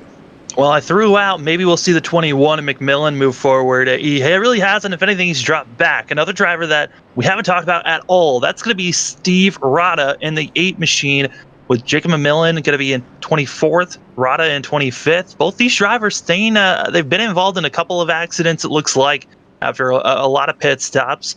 But they still have clean trucks and have the potential to be moving up front here quickly as the driver's getting set to go green. Yeah, that's another couple guys in Rod, I believe. It was at least one lap down at one point, so he's been there with his made a recovery. Hasn't really put himself up there all race, as you were talking about. So, and with Talladega obviously being a very wide track, we've already seen that very top line come into play. Who's going to be adventurous and maybe goes up there that hasn't gone up there yet? Yeah, I mean, also what's going to be interesting is the last time we were here at Talladega with the final 3 laps to go, no one tried to go 3 wide. It was 2 wide action. It was Connor Horn on the inside that got it done. Green flag about to go waving here, as it's going to be Lucas Cram. Gingrich going to be on the inside, and then you got Hoff, who is going to be trying to do their best. That outside line looks extremely strong, but just don't give up on what's going on the inside. Definitely got some good trucks up in that top line with Graham, Hoff, and Spillman, and then Jeremy Jones, mentioned him, kind of popping himself up there. Finally, Alex Fox on that top line. If they get hooked together well enough, this could definitely turn into, Graham easily can push up to the lead. But how about that inside line right now? Strayer sitting second on the inside. He's doing a good job of keeping that line together. And look at Alex Bell start to peak high for that third line. Yeah, with Alex Bell on the high side, there's that potential of someone thinking about moving up, but it might be too soon for some of these drivers, so they're going to all stay in line 2 by 2 by 2 all the way through the field right now, as we're waiting to see who will try to go 3 wide and make the move. As Lucas Cram, he has gotten in front of Gingrich here, but just has not gotten further enough ahead to make any type of a pass just yet. Now we wait and see. You can see up front, they are pushing hard. I mean, second, third trucks in line in both lines, darting around a little bit, just trying to make sure they don't, wreck somebody. That's Olsen and Spillman and Strayer and Hoff, all those guys just kind of darting around a bit, especially as they get into those corners and even on the straightaway here on that bottom line. And that outside line is cruising. It's coming from the high side to the inside. It's going to be Lucas Cram and Hoff. Those grit guys. Always trying to figure out how to make each other move up the quickest. And now Spillman in the 88 machine is going to be leading that outside groove. But he's still got Jeremy Jones as well as Alex Fox pushing him. Still a very quick outside lane to watch out for. And we're now 3 wide as drivers trying to make some passes, not able to. And here goes Spillman to the lead on the inside. Great move by Spillman there. Made sure he put Hoff in the sucker hole. Hoff tried to kind of block that top line a bit. To Novell, a little bit of contact there with Jones. Good save by the 81. For a second there, as they're still 4 wide coming through the field as they continue to drop back. That's going to be Jeremy Jones that's going to be stuck in the high side as they're still 4 wide and just trying to find space for that 81 to come down.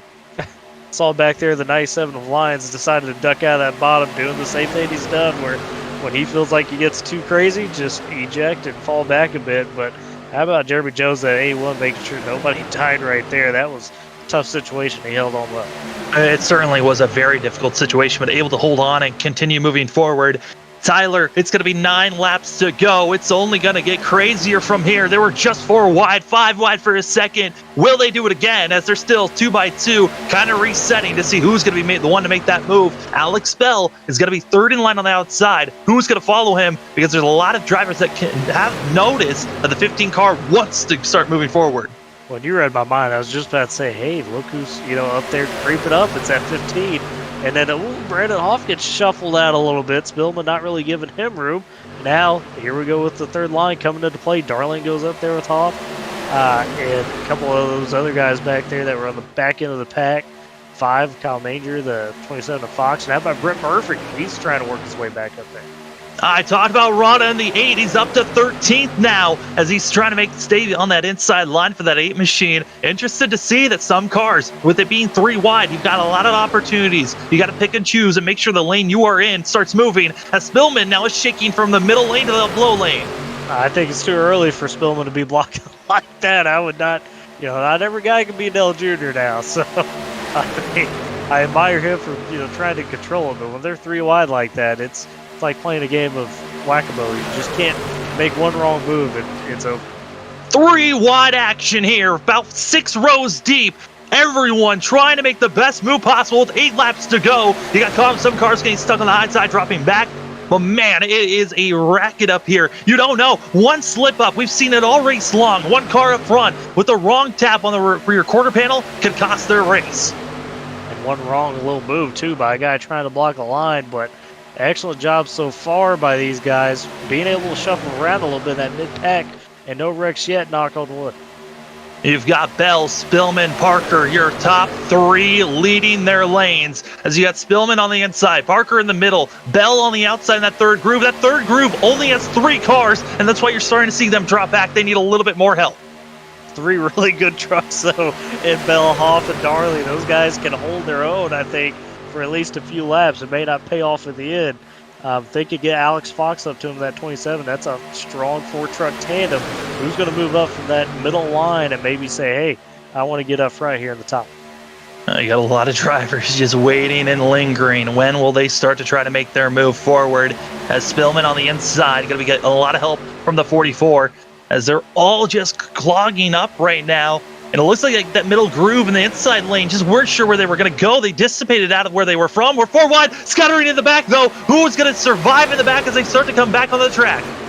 It was the 16 of Ben McDowell that got spun to the inside, no caution, and it was Treywick in that 57 that got shuffled out as well. He saved it, got back on track safely, so they avoided the caution there. Thankfully, it wasn't in the front of the pack. And Alex Bell, the same 3 cars on that third lane. Lucas Cram, though, going to be leading the charge at the moment in the middle lane. It's where all the cars are lined up. That inside groove, they just need to get lined up on top of one another, and they'll start moving again. But Spillman still holding strong, side drafting himself to continue to stay side by side with our leader. I told you that third line of Bell, Hoff, and Darling will hold strong, and the reason that is because you get some of that shuffling going on in the mid part of the pack in the 2x2 scenarios, and that really allows those 3 guys to maximize their pushes. And here goes Alex Bell getting a peek up front. Can he get enough to pull down? It doesn't look like it. I mean, it looks like Bell feels the most comfortable when he's on that third lane. He just feels like he can go anywhere. 5 laps to go for these drivers, and the intensity level, it's already been creeping high. Will the lap car get out of the way, or will they just stay on the racetrack? Looks like they're moving to the apron. Oh, yeah, there's nowhere for you to move up. It's Howell in that 38. He's trying to keep it down, does a good job. Yeah, that's the worst nightmare when you're a slow lap car at Superspeedway. You see 3 wide coming. Yeah, there's nowhere to go. I mean, if you try to stay on that high side groove, you are praying that you stay close to the wall. Going through the tri-oval, about to be 4 laps to go. Lucas Cram on the inside, now getting pushed by Spillman there. And then you've got Dylan Parker on the middle lane. Oh, there they go. As they start flipping around, that's going to be Darling flipping against the wall. And that's going to be a caution, bringing us possibly to a green-white checkered here. Strayer involved in that. The 2 of Dagger are still wrecking right now. As we go back and see exactly what brought this caution out. I mean, there were 3 wide in the middle of all this. And it looked like for Tate, the lap truck, he was involved in this. Oh, 20 might have just drifted up and then cost everyone else to not know where they were going to go. Yeah, it looks like he drifted up. You mentioned Floyd right there, just drifted up a little bit into that 26 of Derek Stanley. And you want to talk about a guy that's been wrong place, wrong time today. It's been Derek Stanley at 26. Cannot catch a break. A little bit of a drift up just caused their bumpers to hook up. And once that happens at the speed these guys are going, you just cannot break that, especially in the middle of a pack like that. And yeah, that's going to cost a lot of these drivers that might have already used their fast repairs. I believe Darling might have already used one. Fox, I believe, might have been involved in that. He's got a little bit of rear end damage. Oh, this is going to be interesting to see how these drivers react now, because for the cars that feel like they're good to make it to the end, they're going to be just staying out. And with all the pace laps that we've had, they're going to be having plenty of space for these cars. Is we're going to actually take a ride along with Darling here and get his point of view when he got launched up into the wall and really had nowhere to go during this incident as the drivers were just running clean. Everything seemed normal, and then away he goes. One little bobble right there caused that one to, it could have been worse in the sense that it could have happened, in the first 2 rows, but still very, very tough right there in the middle of the pack for that to happen, then try to avoid it, cleanly for anybody behind it. You mentioned Darling, just unfortunate for him. Took a little bit of that ride on the wall for sure. Oh yeah.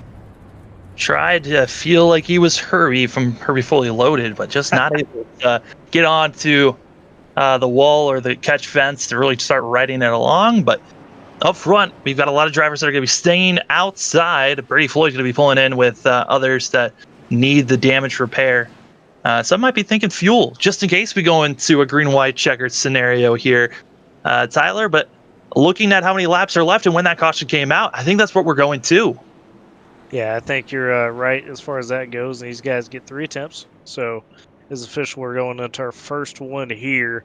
And, anything still happen. I mean, we've seen, Connor Horn and Alex Bell come from like 20th and 11.5. So you never know what's going to happen. Speaking on that Herbie move, though, in terms of it working in real life or even the virtual side, the only time I've seen it work in real life or virtual is Clint Boyer during the Chili Bowl about 6 years ago, pulled that move where he legit came out turn 4, put 2 wheels on the fence, and somehow passed a guy that way. So probably dirt might be the only place you could really do that. I mean, on the iRacing side, I think I saw it with the ARCA cars once. I think it was at Rockingham, where the drivers, if you go fast enough and hit the wall just right, you're able to ride the catch fence and then come down. And it's the fastest way around the track if you do that, because if you just save the throttle, and it carries your speed on. But it's not illegal to do on a league during a league race, but it's certainly entertaining to watch as our first attempt here at a green-white checkered is getting set and racked up for these drivers. Lucas Cram, Dylan Parker, Clint Spillman, Colby Wells, Quinn Gingrich, and that's going to be your top 5 so far. And Siler, our top 5, top 10's been scattering, really. It's been so different throughout this whole entire race, but there's a few names up there that have been up front almost all race long. I think in terms of, Lucas Cram, I think Spillman in the back half of this race has showed his ability to be up there, hang around. You always got to watch Alex Bell and Hoff. But in that top 10 right now, in relation to the points, and as we get to the playoffs here, the guy to watch, I think, in this group is that 48 of Quinn Gingrich. He is currently sitting in the points 23rd coming into this race. So if he's able to find a way to sneak a win here, that would most likely pole vault him into that top 20, and he would have a win all of a sudden. And we talk about the scenarios of all of a sudden, somebody like that pole vaulting into that top 20 with the win takes the spot. So that's a guy that I'm really interested to see how he operates on a green-white checker. Other drivers are going to be in the back. Alex Fox in 18th place. Looks like he just came in, used a fast repair, and just got back out there. So Fox still had a fast repair. Now going to have one of the cleanest cars on the field for this first attempt. But he's got a long way to go. I mean, with a green-white checkered, how many spots can you really gain? I mean, we've seen on our first lap a lot of cars shuffling. We saw our front 4 shuffling where they were at up front, but we really didn't see anyone from about 15th moving up to the lead in that first lap. Is that even possible? Maybe not on the first lap, but if they make it, to the white flag part of that, I definitely think there's a chance that they could, get up there. And some unfortunately heartbreaking news here late for Britt Murphy. I think he had an issue with his internet, disconnected, reconnected. So he was a guy that was running, up there in the top 10, looking for a good points day. And now all of a sudden, I don't know if he's going to be able to capture that. He was sitting at 12th coming in the points, and now he might be struggling here to finish on the lead lap if he doesn't get back quick enough. Brady Floyd did also call it a day after that wreck. So. I mean, for some of these drivers, I mean, they were caught up in so many early wrecks. This is our sixth caution of the day, and I'm kind of not surprised that at some point some of these drivers were not going to be able to make it to the end. Connor Horn as well as Lewis still in the pit road getting damage repairs. Christopher Lewis has been in there for almost an hour and 10 minutes just trying to get repairs done that are required. And if he even goes out, there's no real reason because there's not enough laps for him to gain any positions. But still, early take out of this race was Christopher Lewis and also Derek Newsom that were taken out early of this race. But up front, I mean, Lucas Cram and that 44 machine has looked strong, but there are some other cars up there that can really shake things up. Yeah, 25 of Dylan Parker. That's another guy, once again, that is way back in points. Could use a win today and gain some of those points. So, I don't think there's going to be a lot of room given on this green white checker. Also, keep our eyes out on Blake Trawick, who won last week at Daytona. Needs to have a top 10 finish to help him points-wise if he wants to be one of the wild card drivers set up for this. This is the Talladega 200, our first attempt at a green-white checkered here in the SARG Superspeedway Series. It's going to be Lucas Cram, Dylan Parker leading the inside and outside rows. And just like that last restart, the outside did a good job. They've got 3 trucks up there, Cram, Wells, and Bell, that are really pushed up. But here comes the rest of the pack now, and this is going to get interesting. Who falls in where? You see Gingrich goes way up top. Kind of went a little bit too far with that bold move. A lot of other drivers going to be set up to try to move forward. We know that the 9 of Hoff is willing to do moves. His car's getting pushed to the inside on the apron, and they're still scattering around. Jordan Clark, I believe, they got shoved down there in the second one. He did. He got back up on track, but they're shuffling around in the back end. Are they going to make it to the white flag here? They got to get to the white flag. If the white flag comes out, we won't attempt again, and it's all about racing to the checkered flag. As the cars are now going to go through the tri-oval, this is the last time to have a caution. As the white flag about to be waved, it's going to be Lucas Cram leading the way, as he's going to have to block a lot of hungry drivers behind him. White flag in the air. Yeah, now that outside lane is not really formed up here, as you see him still shuffling around. I think Cram's in the best spot because they can easily wreck behind him here, but here comes Alex Bell and Hoff in that 15-9 on the second lane. Toby Wells going to be moving up. I think Parker wanted to move up with them, but wasn't able to. And Bell says, no, I want to lead this third lane as they're coming around the corner 4 wide for the lead. Oh, they're wrecking in the back. Christopher Tate's flipping.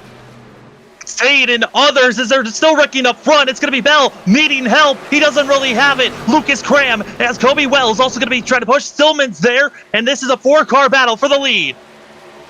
What a huge wreck. It's the 4 trucks, and I told you Lucas Cram was in the best spot. He might hold on here. Here comes Bell. Here comes Spillman trying to make a crossover move. And there comes Kobe Wells up into the wall. Spillman, it's a 3 wide. Coming across the line. Lucas Cram gets the win here at Talladega. What a finish. What a bold block there by Lucas Cram. I thought he made the mistake going high trying to block. Bell finds a way to hold on to it and hang off for the win by 12 hundredths of a second. That was actually Dylan Parker, excuse me. They were both those purple cars. I got them mixed up. That was Parker that got shoved out of the way there, not having a chance for the lead, but they were 3 wide. A little bit of congratulation bumps there to Cram by Bell, and here comes Spillman, but Tyler, I mean, 3 wide coming across the line. That's probably the closest we've seen coming across the line with all these drivers. Yeah, the top 3 right there officially finished within 300ths of each other, or 400s, excuse me. But good grief, what a finish! The big wreck there off turn 3 or off turn 4 really set up a drag race there to the line. And guys just, we saw them all shuffling around, especially in that mid pack.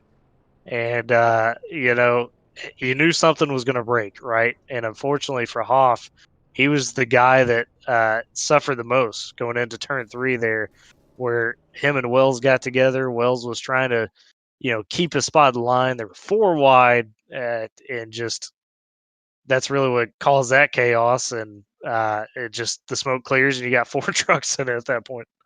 As we're going to take a look here at the finish line. A little bit of contact. Parker out of the way. 3 wide coming across the line, and there it was. As they were bumping each other. I think Spillman might have thought that Bell was the driver that he was aiming for to pass when it was actually Cram on the outside. And we talk about the surprise come from behind finishes. You mentioned him early in the race. Steve Rada finishes 5th after all the craziness Well, because of that last wreck. we're gonna take a quick look at what Rada saw, because what Rada saw on the back stretch was terrifying to see. Everyone absolutely riddled everywhere, as this is what happened on the back stretch as Rada comes in, as a race is over. But for Rada, this was the back stretch, going 4 wide for the lead at this moment, and just had nowhere to go as he's on the back bumper of Spillman. He actually was just finding areas where he can go, and away they wrecked behind him as he made a little bit of contact there, and that's what caused the accident, as you see it in his mirror. I mean, just wild, and he's able to continue forward as Rada with a top 5 finish. As Tyler, we get ready we're going to look at these final results here. I mean, this is wild where everyone finished up at.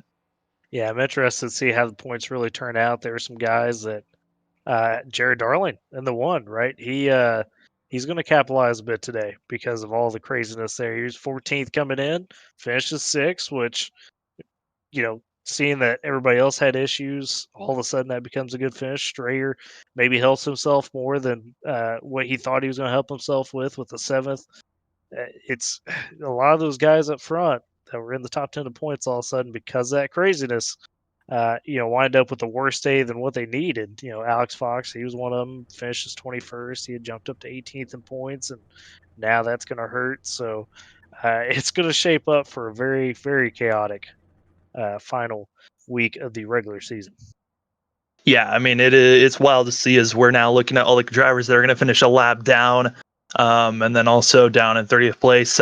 Brady Floyd going to be leading the drivers that actually Brett Murphy are the drivers that were DNF'd from this race. But I mean, Tyler, these drivers certainly had a wild ride to deal with, but let's get their thoughts, as this was a crazy finish as we're getting the drivers set up for interviews here. We're going to start things off with Clint Spillman. Clint, it's Sam and Tyler up in the booth. You got us? Yeah, I gotcha. I mean, that was some way to go green, white, checker, to seeing cars go 4 wide down the back stretch, and then they go wrecking into turn number 3 wide coming across the line. How was it, though, from your seat? Well, it's about time I get an interview up here, because the last couple weeks I have been up there trying to get a win or just a top 5, and I've either been in a wreck on the last lap or spun out on the last lap, and it's just nice to not be in one here on the final lap. But I thought I almost ruined it in the trial oval. I about net coded the 15 and took all 4 of us out, and I don't know who would have won then, but I think I'm 9th in points, just trying to lock up a playoff position in the Xfinity Series season. I started out great and then fell behind, so it's nice to be doing almost the reverse here, getting momentum late in the season versus early in the season, because I think I could take a run at this championship. But I just was going to push Cram all the way and hopefully make a move, but Bell got a run on that outside, Cram blocked, and then we went 3 wide, and I just think if that start-finish line was 100 feet further, I might have got it, but took it home 3rd, and I'll take it. Yeah, I mean, we saw that you, as well as Alex, Bell, and Lucas, you guys were one of the fastest cars out there all race long. How was it trying to stay up front all race? Because it seemed like that was your goal from the start. Yeah, I have a bad habit of being up front early and then falling back a little bit around the stage finish. And, that happened again this time. So I felt a more sense of urgency to get back up there earlier so I would be able to be in position for like a late yellow. And I really think the green flag pit stop strategy I had with Hoff, Fox, a couple of them that we kind of planned together, we gained some time, and we were in that front pack as we all kind of got squished back together with the top 20, and that helped get the control of this race, so that was nice. These cars are a little bit different than the B cars. You're able to move lines a little bit more, so you're not gridlocked as much as we were in the previous season. So when you're up in those front 3-4 lanes, you can really get to the front if you want to and time a run. So just being at the front to control the race, that's exactly what you need to do to win one of these. And I felt like this was my best opportunity to do that. And, I don't know if that outside line was going to win it if they didn't wreck, but I felt like I had a great shot just staying in that bottom lane. Yeah, and Clint, you mentioned a little bit earlier, you were aware of where you were in points coming into this now with today's finish, top 3, you're probably going to put yourself into a little bit of a cushion. You wouldn't call it a sure thing going into next week, but from the early part of previewing for next week, where do you feel like your strategy is going to be like coming to the final race here next week? Well, it all depends. The one thing I've learned about these races is it all depends when you use the faster pair. Your strategy kind of changes throughout. This week, I was involved in that earlier wreck. I just kind of got spun. We were being a little too aggressive, I feel. And, when you have to take that faster pair early, because sometimes you can just repair the damage and ride. But, I mean, I had to take the faster pair, had a blown engine. And that changed my strategy. I felt like the best thing is to be aggressive here because when you're on defense, you could always be in that wreck. I would almost rather be in front of the wreck versus behind it trying to miss it. And I had a few close calls today, especially I believe it was the wreck in 1 and 2. I mean, I was just in the high line praying everyone dropped to the bottom in that wreck, and then luckily I got no damage from it. So, going into next week, I feel like I could maybe go for some stage points. And if I can get through that first stage without a faster pair, I feel like I'm in pretty good shape. But again, it all depends if my momentum's, got me up front in the pack, or if I get wrecked on the last lap or in a wreck, anything can happen. And, it's until that checkered flag flies, you don't know where you're going to finish. Well, Clint, it was a wild race for sure for us in the booth to watch, and it was great to see that you finally got to have the finish that you were looking for. Hopefully, a win will come up for you here sooner than later. But, Clint, before we let you go, the floor is yours for any shout-outs. Shout out to me, of course, because I think I'm the best racer out there, but also shout out to my parents, my friends, and just all the racers in this pack that, we work together every week. We put together some strategies, and it's nice to have friends out there because when it comes down to it, if you're in the right lines, you can all push together and benefit each other. But also shout out to you guys. Love the broadcast this season. I enjoy watching me almost dominate these races only to get wrecked on the final lap, but it's nice to have a broadcast that's high quality and highly entertaining as well, and you guys put those on, so thank you for that. Well, thanks, Clint, for the compliments there. But fantastic run for yourself. 3rd place finish and going into the last race of regular season at Daytona. Hopefully we'll be talking to you then. Hopefully. Thank you, guys. I also want to give an update to what happened to Brett Murphy at the end stages of this race. Just got word that it was equipment failure that hurt that machine, and his wheel disconnected, so he was not able to continue racing. Hopefully he can come back from that next week, as we're now going to be bringing up Alex Bell, who finished 2nd. Alex, it's Sam and Tyler up in the booth. You got us? Yes, sir. I mean, that was a wild green-white checker there at the end. What was it like for you, though? Lot of chaos. Me, Colby, and Lucas, we all restarted on the top there, so we had a plan to make that work as best we could. Unfortunately, we could never really get clear of the inside, so us 3 could fall in line. But man, yeah, as soon as we took the white, obviously people are going to start making moves and people are going to block, and somehow, some way, I guess correctly, and got all top of 4 down the back stretch, and they're all dying, and yeah, they're coming to the flag. That was just an insane racing, man. I can't give enough props to Dylan, Clint, and Lucas. That was about the craziest finish I've ever been in at Talladega. I mean, Alex, I feel like we say this every single time we're at Talladega, but you love to be up on that 3rd groove. What is it about that 3rd line that you love so much? It's just, if you time it right and you do it right, there's so much momentum, and it's just for whatever reason people don't think to get up there fast enough to block it. So I mean, if you time it right, you can. We've shown here in this league a few times you can go from dead last to first in 2 laps if you time it right. But I just like it. I usually have good people pushing me. That definitely helps. But I love it, man. Yeah, and Alex, one thing I want to touch on, obviously it's your second place finish. You had the win earlier in the season, so I would dare to say you're pretty much locked in no matter what happens next week, just because if you somehow slip all the way beyond 10, you've got the win. But in the playoffs, with that, we get Talladega twice. So do you feel like Talladega is kind of your preferred track to make your mark in the playoffs, or are you eyeing one of the Daytona races and say, hey, I could sneak up on somebody here? Um, That's a great question, honestly. I mean, I love plate racing regardless of. I mean, besides Bumpy Daytona, I think that's finale this season. So that's It really is, important. yes. I hate that place, but normal Daytona and Talladega, I love them both pretty equally. I always feel like Daytona's better just because a little bit more narrow, where you can't really be 4 wide, 3 wide kind of your limit, and I feel like that helps us out a little bit. But then again, I feel like I run up the front more at Talladega, so just treat every race like I've been treating them all this season. Keep pushing. Eventually, luck will come our way. We'll get our win here. Well, Alex, it was a great run here for second place for you. But before we let you go, the floor is yours for any shout-outs.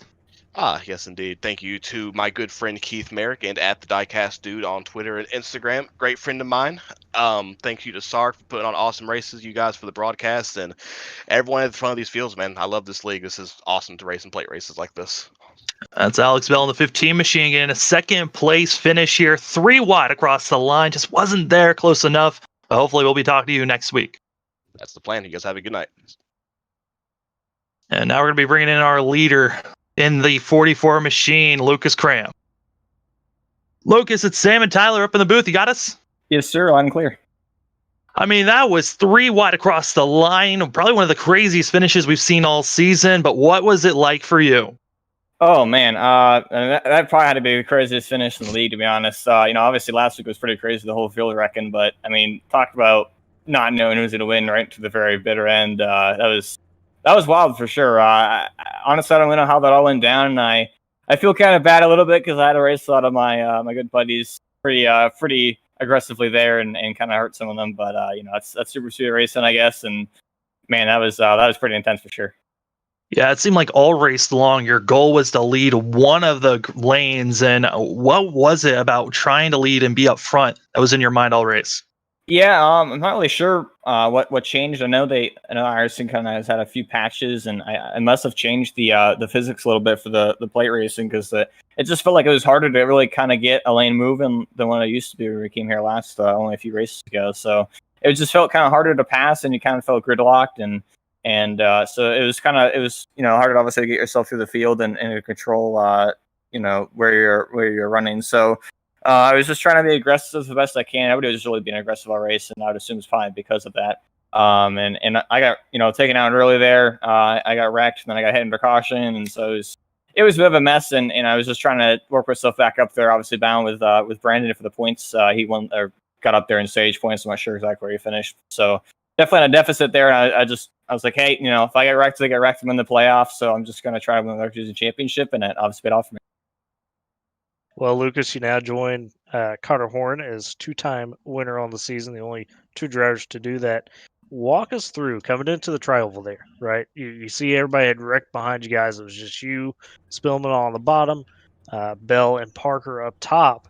You make a very quick dart up to that top line as soon as you sensed that Bell had a big run.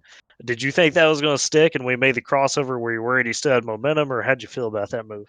I really have no idea. Alex, obviously Alex and I are, we're in a group chat together, and he's one of the best drivers, not only in our league, but I think, as far as the moves he can make, he's one of the best drivers I've seen in iRacing in general. And so I knew it was going to take a miracle to somehow stay in front of him there. And I thought for a little bit there when I pulled that in front of Clint on the backstretch, actually, that because our lane had momentum, we were going to kind of keep it. And I actually was lifting in 3 to try to keep Clint pinned next to Alex so he couldn't get clear and leave me. And I'm not sure if he got loose there, got turned sideways or what, but I kind of fell off my back bumper. And at that point, at the 4 end of the tri-oval, I didn't know if I'd have enough of a gap to where Alex wouldn't get big enough front of me to clear me. But I think somebody got glued to his back bumper, and they just hooked up and went. So I knew at that point it was going to have to be something very quick that he couldn't react to and take me 3. And I was just going to hope that I didn't, obviously wreck any of us. And luckily, if for the most part paid off. I mean, I really still wouldn't have won because he went to the inside, and I wasn't going to try to block that a second time. And him and Clint, I think, got together, and it kind of broke their momentum a lot. So, the fact that we didn't wreck actually was pretty crazy, but the fact that I managed to somehow still win the race was definitely pretty lucky on my part. It certainly was probably one of the wilder finishes of the season there, Lucas. But before we let you go, the floor is yours for any shout-outs. Yeah, absolutely. Huge shout out, of course, to everybody that showed up and raced tonight. I think it was actually our highest car count of the season, which is awesome. We had 33 trucks here tonight, so that's super cool.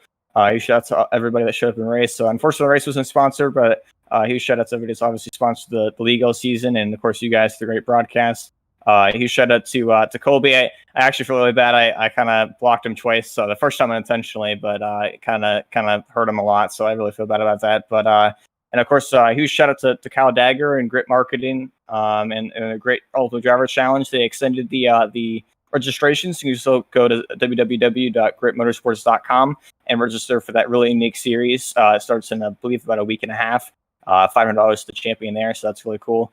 And I believe that is it. Well, that's Lucas Cram and the 44 machine getting the win here at Talladega, second of the season, and really trying to carry that momentum into the playoffs. Good luck next week, Lucas. Thank you, guys. I appreciate it.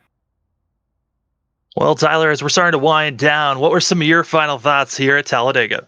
Well, one that I want to mention that he said right there in his interview at the end of the whole checkup as leader. I knew that was going on a lot more this week than what we've seen in previous weeks. The mind games in this series of the top guys, knowing all the little intricacies of plate racing and, knowing when to make moves, what space they had to work with. All those things just makes this such a dynamic series. And we saw it play out again today. We really just didn't know who was going to be able to hold on really, truly down to the line. And I think that's all you could ask for at these super speedways, entertaining races. It seems like every week there's at least a couple of guys that find a way to kind of surprise us. This week it was Steve Rada. Maybe even you could put Dylan Parker in that group as well, of guys that just found a way to finish in the top 5, top 10 that it looked like for 90% of the race they weren't even going to get close. So phenomenal stuff. I'm really interested to see what the points shake out as after tonight. Of course, we'll let you all know about that as we get into the final race next week as we start the broadcast. But it's going to be just, you thought this was crazy this week? Crank it up about another 2, and I think we're going to be there for next week. Oh, yeah. It's all about who's going to be making it points-wise, who's going to be able to have the win and be within the top 20 to get that wild card spots.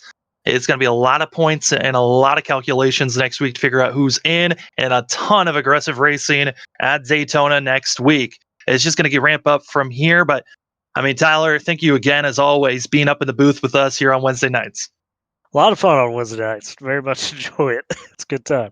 It always ramps up more and more. Like we said, end of the regular season here for the SARG Superspeedway Series is going to be next week at Daytona, and then we'll have playoffs for a couple of weeks after that. But for us on the Flatout Racing Network, we've got more racing throughout the week. Tomorrow night, we've got 2 races going on. If you love super speedway racing, we've got the RTG Talladega Challenge for the NR 2003 side of things. And then here on iRacing, we have the Fuel IndyCar Series at Watkins Glen, the second to last race for that series as they're coming to the end. And those Fuel guys, they're getting excited. And the points battle is extremely close, within 5 points between Riley Thompson and Jason Brophy, and it's only going to ramp up more and more as we get closer to the end of the season. And then on Friday, we've got ourselves with the Rapid Fire National Series. They've got their final race of the season at ISM. Their final 4 are going to be duking it out. Then on Saturday, we've got FTF for Martinsville for their second to last race of the season, setting up for their final 4. And then you've also got the Veterans of Foreign War at ISM for their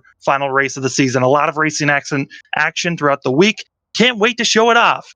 But for us tonight, my name is Sam Dyer. With me was Tyler Riggs. You got to watch another presentation of the Flatout Racing Network here for the SARG Super Speedway Series. It was a close 3-wide action here at Talladega, and it's only going to ramp up more next week. Have a great rest of your night, and we'll see you then.